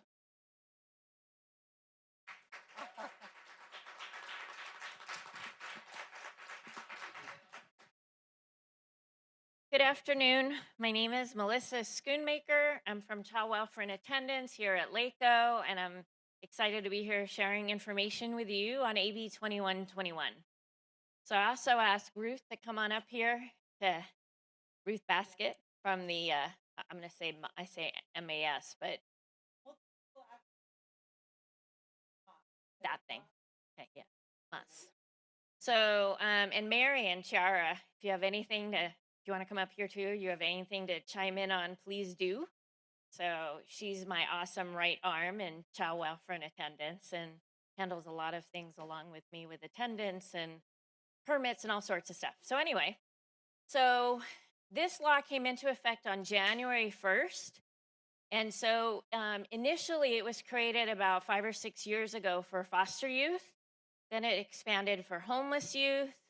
Then it was juvenile court youth, and then military families. And now it has been expanded to include your migrant children and newly arrived immigrants.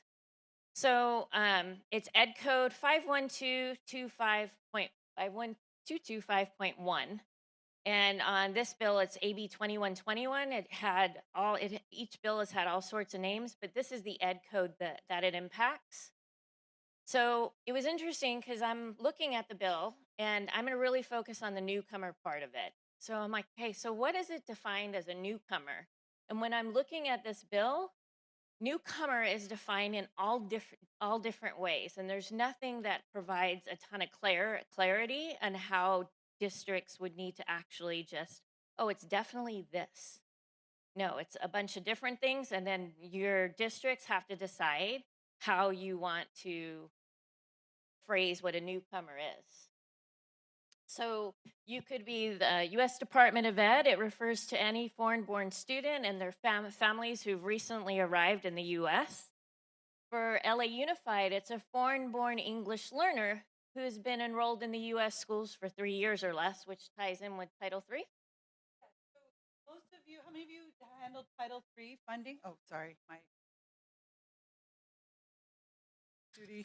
Hi, so most of you, how many of you deal with Title III and you are familiar with what Title III is? Title III, federal funding, is funding given to districts that allows them to support English learner, to amplify English learner programs, but also there's a smaller pocket of money for immigrant students. And the federal definition to trigger funding is the definition of 3 years or less. So that's where we get that definition from. It doesn't necessarily mean that's what this California law is requiring. It's just usually a starting point. And when people think of newcomer immigrant, if they tell you, oh, that's anybody born 3 years or less, it's because that's how CalPADS requires us. CalPADS, everybody knows what I'm talking about with CalPADS, okay, requires us to collect that information in order to see if that triggers Title III funding.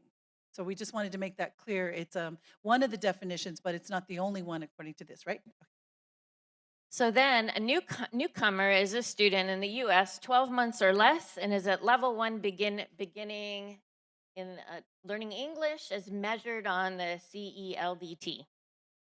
So that one's a different one. So, oh, well then the Center for Applied Linguistics should change their definition. That's all I'm saying.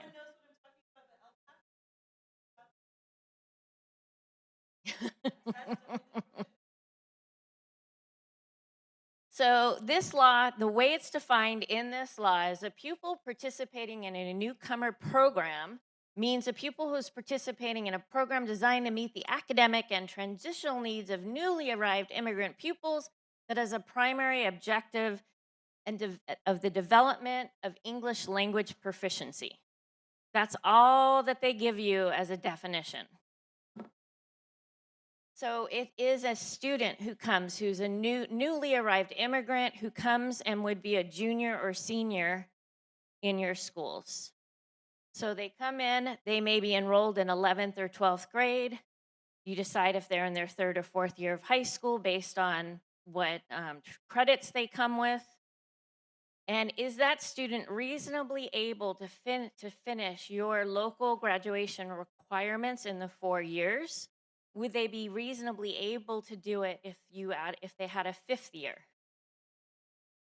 Those are the things to ask. So if they can't finish those, then they may be eligible to graduate under the state reduced requirements, which is 130 credits, which we'll talk about here. So the job of the district or the charter school is to notify that student within 30 days after enrollment if they actually qualify. You have to look at their credits. Will they be able to graduate on time or not? And permit that option. You can't require that student to accept that waiver or the exemption. And you can't require this is not a graduate early plan. I've had districts tell me this because similar to homeless students. Oh, they only have 130 instead of my 220. They can finish early. No. This is a graduate on time plan.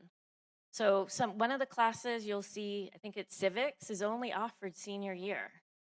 And so the idea is to make sure the students have at least they're getting the 130 credits, and you would fill out the rest of their schedule with all the other classes that they need, but at least they're going to graduate on time with this if they want to do it in the 4 years, if they can. There's also issues with using this graduating under the 130, which we'll really talk about as well. So if a student is exempted, that exemption continues to apply even after that student no longer meets the initial definition of why they were, why they qualified for this. So maybe they moved out of your newcomer program, or maybe they changed, it's their, what do you call it? Their EL status changed. I mean, it could be if that's how they qualified. It could be, well, maybe your district has, you have to be in the program for 12 months, and now it's after that time. I'm just saying. So that way they may not qualify anymore, but they will still, if they've been exempted already, that exemption continues with them. That was a really poor way to say that. So I apologize. There were a lot of Okay. commas. There were. All right. No, but can I say just a quick thing about Yeah. the EL status? This would be a good time, I think. Is that all right? Okay. Okay, so nowhere in the ed code, this particular ed code, does it indicate that the student has to be an English learner. So hopefully the folks in this room understand that even though we've been talking about immigrant students, that doesn't necessarily mean that they're an English learner. You could have a newly arrived student who is given the LPAC and then they test proficient in English and they would still have needs and they still might meet that criteria. So this was a big debate in our group. Like, does this apply to only ELs? And there's nothing in the ed code that says must be an English learner. And we all know that's a very specific definition, right? The home language survey, they're assessed, and that's an EL. That it's not indicated here. So the interpretation is that it's broader than just an EL, but it can't go beyond the definition, your local definition of a newly arrived immigrant student. That's the most important thing. But they could be participating in a program at your school or district that is designed to help those newly arrived immigrant students be successful, right? Because it says also academic, and I think there's a specific definition. I think it has that they talk about where they say that it has to be a program designated to meet academic and transitional needs of newly arrived immigrant pupils with the primary objective of the development of English proficiency, but it doesn't say that they have to be an EL. That's all that it says. So that leaves the ed code silent on the rest of it, which means you would have to define what that is for your district at a local level without violating, the parameters here. That's the guidance that we've gotten verbally only from the CDE, and we hope that in an FAQ later they'll clarify. But that's an important distinction because even after they say they are an EL and they reclassify, then they could still, this waiver and they receive the waiver, it would still apply. Or if they exit your newcomer adjustment kind of program, then they would still And they still have the qualify. waiver, it still applies to Yeah, them. You have a question, sir?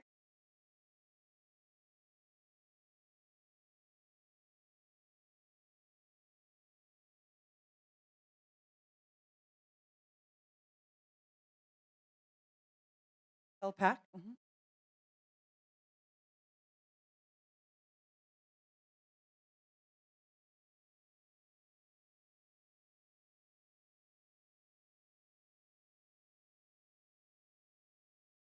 And it was all written down and replicable and organized, and everybody was applying it consistently across all your schools, and it was in your plans.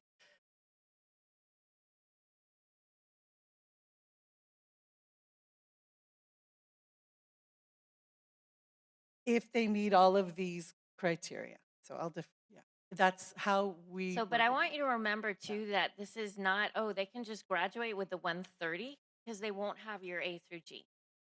So if they're, and if it's they're behind, if they're not going to be able to do it in the 4 years, or if they won't if they can't, if you offer them a fifth, that's when you really need to think about this. Because the best thing for our kids is for young people, is to graduate with the full credits, right? So they have all the options open to them. We don't want to limit their pathways. Yeah, and I was just going to say there's other legislation, especially for ELs, AB 2735, that speaks to the rigor of the curriculum that should be accessible to all ELs. So you're playing about, you cannot deny them that higher diploma just because can I just be sure? Don't lowball them. Don't say take the lower state diploma if they have an opportunity to get the higher local diploma to help them be eligible for CSU and UC credit. And that's a case-by-case consideration.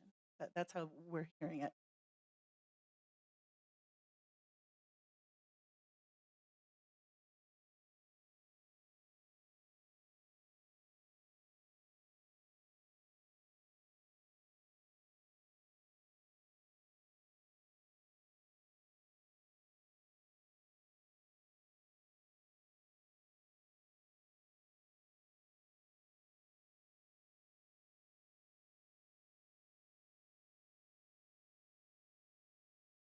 You know what? I haven't seen that, but I will say this to you. For all the groups that this is impacted, whether it's foster, homeless, military, I mean, all these groups. So you have kids who've moved around a lot for a variety of different reasons, right?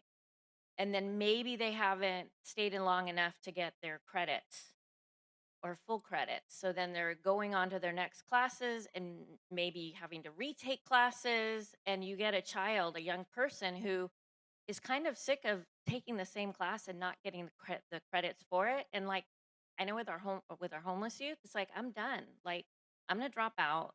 I need to work. I can't keep taking the same class and not getting what I'm supposed to get for it. I don't see this ever ending. So this law, when it initially came out, initially for foster youth, it was definitely like, let's stay in school. We can work with you, and you can finish and move forward. Otherwise, to help with the dropout rate, to help with our kids moving forward and moving out of whatever this cycle is for them, to move forward, like to reach their dreams and their goals.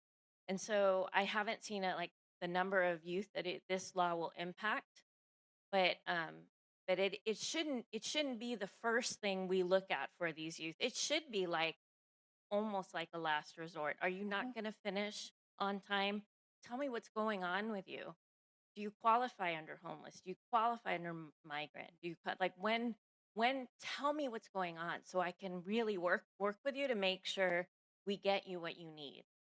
Yeah, and if you want to look into the details, if you look onto the Ed Code, you can go online, look at the ledge, and look under the bill analysis. It'll give you the spirit behind the law. It's basically disruptions in schooling, students who are facing the challenges of a new school. But I'd say if I wanted to look at it technically at a district, I'd look at people with a lot of it, with that exit code, a lot of disruptions, which tend to be these populations. So this is just another way to be able to remove that barrier for this category of students. So it depends on your local population. We know that districts' demographics are changing right now, and we also know we have just in little pockets, newly arrived immigrants just kind of arriving, and they tend to circulate in word of mouth. Oh, and then they come and they go to a particular district, and so it's not everybody that's impacted, but some districts are being very impacted by the arrival of students like this, and this is one of their options, just one. So even once this young person qualifies, if they move to a different school or a different district, they take that qualification with them. And then if the LEA fails to even notify them and say they don't do it within the 30 days, maybe they never do it. That student came and then the next person that's working with them figures it out and they would have qualified, you can qualify them then. So they do have to know that that again, they will not have their A through G. And so if you have young people with these aspirations of where they want to go to college, what their next step is for them, where their heart beats, we need to encourage that as much as possible. So if it's better for them to stay the 5th year and get the full credits, then we should be encouraging them to do that. And then once that student is granted it, once they're granted the exemption, it continues to apply. And I think I already said that, which means I should take that bullet off of that slide because it was already on the other one. Okay, so these are the courses. Each one is a year long, and you can see there's 3 courses in English, 2 in math, 2 in science. This is the social studies one. That's the civics and economics is offered in your senior year. 1 course in visual performing arts, foreign language, or CTE, 2 courses in PE. And then we also have to accept coursework that's completed from another LEA, even partial credits, which means your district would also need to be able to issue partial credits for students who are leaving you and going somewhere else, right? So, and you just to do it for all the coursework that they have completed. Now, every district, there isn't a set way to do it. That's up to each district to figure it out. Some are doing seat time, some are doing by hour, some are by assignments, etc. And then that student can be enrolled in the same or equivalent course when the partial credit is awarded, which means if each of these is a year long and that student already did the first semester, we don't re-enroll them in that first semester of that class. We would enroll them into the second semester of it so they can finish it. They don't have to retake it. And they can't be prohibited from taking or retaking a course to meet the Cal State or the UCs. I will say to you, you may have youth who want to who say, you know what, I'm going to I'll go under this waiver, but then they still continue to work on their credits to graduate with the local credits, and we should encourage that because they can then say, you know what, I'm just going to I'm going to finish with the full credits. I can actually do this. And then that's that. Do you guys have questions? Yes, ma'am.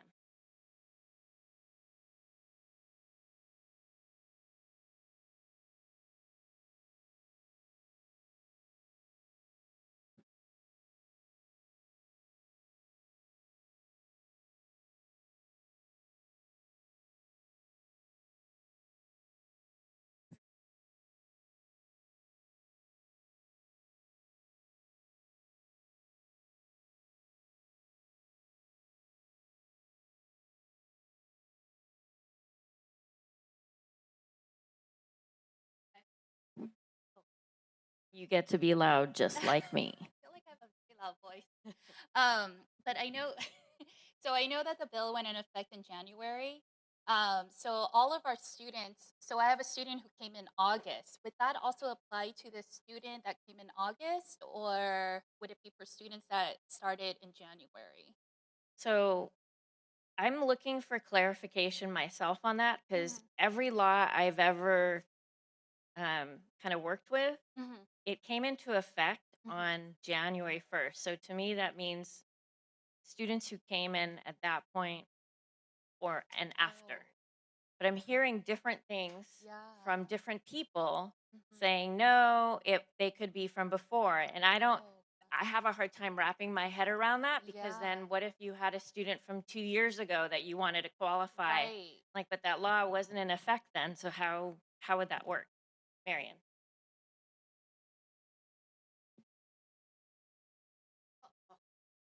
All right, it's for the cameras, right? So I asked the question of Patrick Saldana, that he is, of course, the person you saw earlier today for LACOE as our legal counsel. He said it is not a retroactive, meaning that it doesn't say and any years prior. So starting January 1st, if you have any students who enroll now between these grades, it doesn't preclude you from having LEA policies that are already in place. But if you don't have it, that safeguard is there for this point forward. So what Melissa has been understanding and expressing has been 100% correct. Yay, Melissa. Okay, but yeah, it does happen so infrequently that we cheer that to happen. Yeah, but he stated that if they're coming now this school year, and they are between the second and the third year by credits according to your local policy, then that's how you determine if they can go with this. So It's when a you say safeguard if from they this come, point forward. Marion, when you say if they came now, does that mean after January 1st or Yes, before? after After. January 1st. New arrivals as of now, because the legislation wasn't in place until it's effective now. They're called the cusp. Now, I'm not going to say it. So if they happen, and you cannot make this happen, I mean, and it's not good for kids, but if they happen to change schools, then they may qualify, right? No, they cannot change schools just to qualify. And I wouldn't encourage that because that is one more change for that student. And if they're already making connections, etc. So I also have had questions. Well, oh, if they take a 5th year, it's only to do the full credits. And I'm like, it could be. I would never say to a student, oh, you want to take a 5th year to finish your 130 so you don't drop out? I would say stay in school for a 5th year, to finish the 130 at least, if you weren't going to finish that in time. Yes, they're earning their diploma anyway.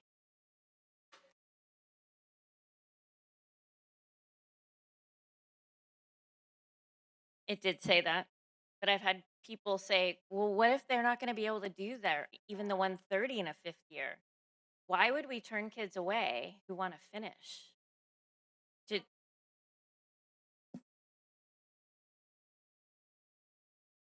Yes.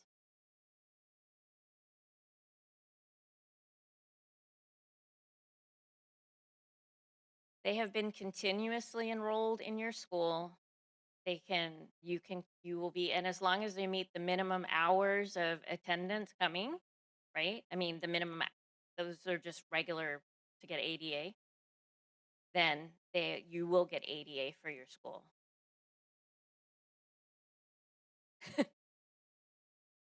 Okay.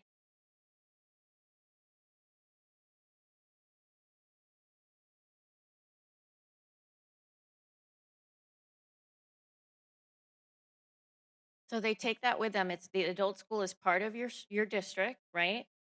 It's not. Well, they're taking this waiver with them. This waiver stays with them. So, and the law doesn't say the 5th year has to be done. It doesn't. I was reading it very particular to see, does it say, oh, you can stay at the school or you can stay at a comprehensive school? It doesn't say that. It just says you have the right to be in school. So it could be that your district doesn't allow the 5th year on the comprehensive campus, that it moves them to the adult school, but they still have the opportunity to finish.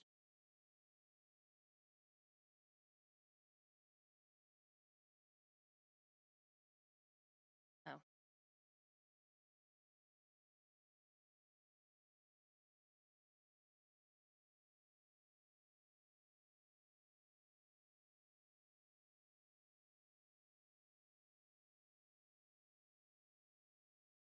Well, that's probably very accurate. So some of the districts do have adult schools and some do not. You were just making a motion.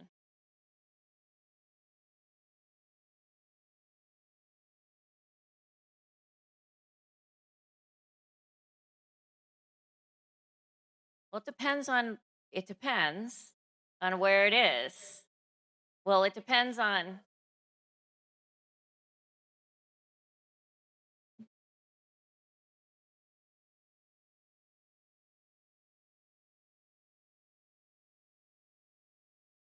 No, so I think you have to look at what you are able to do on your campus. So instead of sending them for a 5th year away, do you then open up that in your board policy that you will offer a 5th year under certain conditions, or right?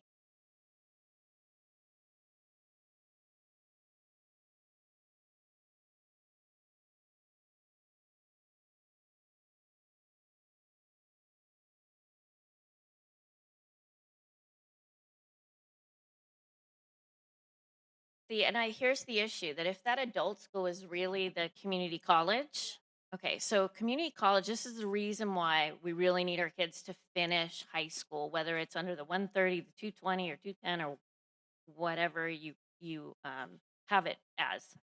Because if a student goes to community college and doesn't have their high school diploma, they're going to wind up paying, they won't have access to the state grants. There's Cal grants that they won't be able to qualify for because they haven't finished high school. So my worry about adult school at a community college campus is I don't know how that impacts them. I don't know what their charge is. I don't know. That could be a lot of headaches for them and a lot of money. So I think each one of these is going to be, you're really right, sir. It's very nuanced in different ways. And each situation is going to be different. I mean, if you can really look at your board policies and how they're worded to support this, to have that student stay and be like a super senior, that would be ideal. So, any other questions now that I just threw that at you? It's clear as mud, right? It's crispy. No. Okay. So, do you guys have any other questions? And I know that we're talking about being able to work through like some sort of like an overview and a fact sheet, best practices, questions to think about, those. So that's kind of stuff we're working on here, but we do need those FAQs from CDE to really make sure we're all on the same page. Questions that this generated because we go, so, ooh, okay, fancy. Okay, because we amplify, we tell the CD, this is what our folks need to know. And LA has different questions in other parts of the state. So it's important that we hear from all of you, and the questions to Melissa or to me on this it's important because you might be experiencing something for which there is no guidance and they need to hurry up and help us with that. But the spirit behind the law is to help those kids graduate and be successful. So that's good. Thank you for your time today. I appreciate it. And I thank Ruth and Marian and all the questions. Thank you. Thank you, Melissa. And there's Melissa's contact information on one of the slides. How about that? So if you have more questions you didn't think about. So in closing, a couple of things. Well, to thank you for your time, for being here today, for staying until the end. I hope you've enjoyed this journey. We're hoping that this doesn't stop today, that we can continue our communications. We want to look into ways to maybe create a collaborative network with people that have signed up for the training, so that you can share, what have you been implemented, what worked, what didn't work, ideas for future trainings. We also gave you an evaluation form, which I hope you please complete. It's on the left side of your LACOE folder. So please take a couple minutes to fill this out. I want to thank, Californians Together. Shilonin already left, but I want to thank them, and also Loyola Marymount, the Center for Equity and English Learners, who's responsible for a lot of the materials that you're taking home with you today. Today couldn't have been possible without our amazing team here at LACOE, Carla, Cassie, Esmeralda, who was her first day today at LACOE. Woo! So we're amazing. Ruth Basket, of course, Melissa, Patrick, Anna, nevertheless, Miss Faraci, whom I had like the extreme honor of working with you along you these past weeks. Mirna as well to help us in the process, and each of you. So please check, the Dropbox materials we gave you. Email me if you have additional materials you think we should put in there that are good for you and to share with others. Email me if you have other trainings you want to see. Email me if you want film recommendations or book recommendations. We do have those.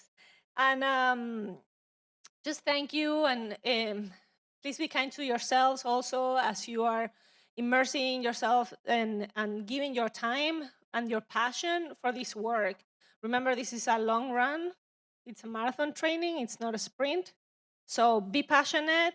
but be kind to yourself, so that we want you to last for a long, long time doing this work with our community. So thank you.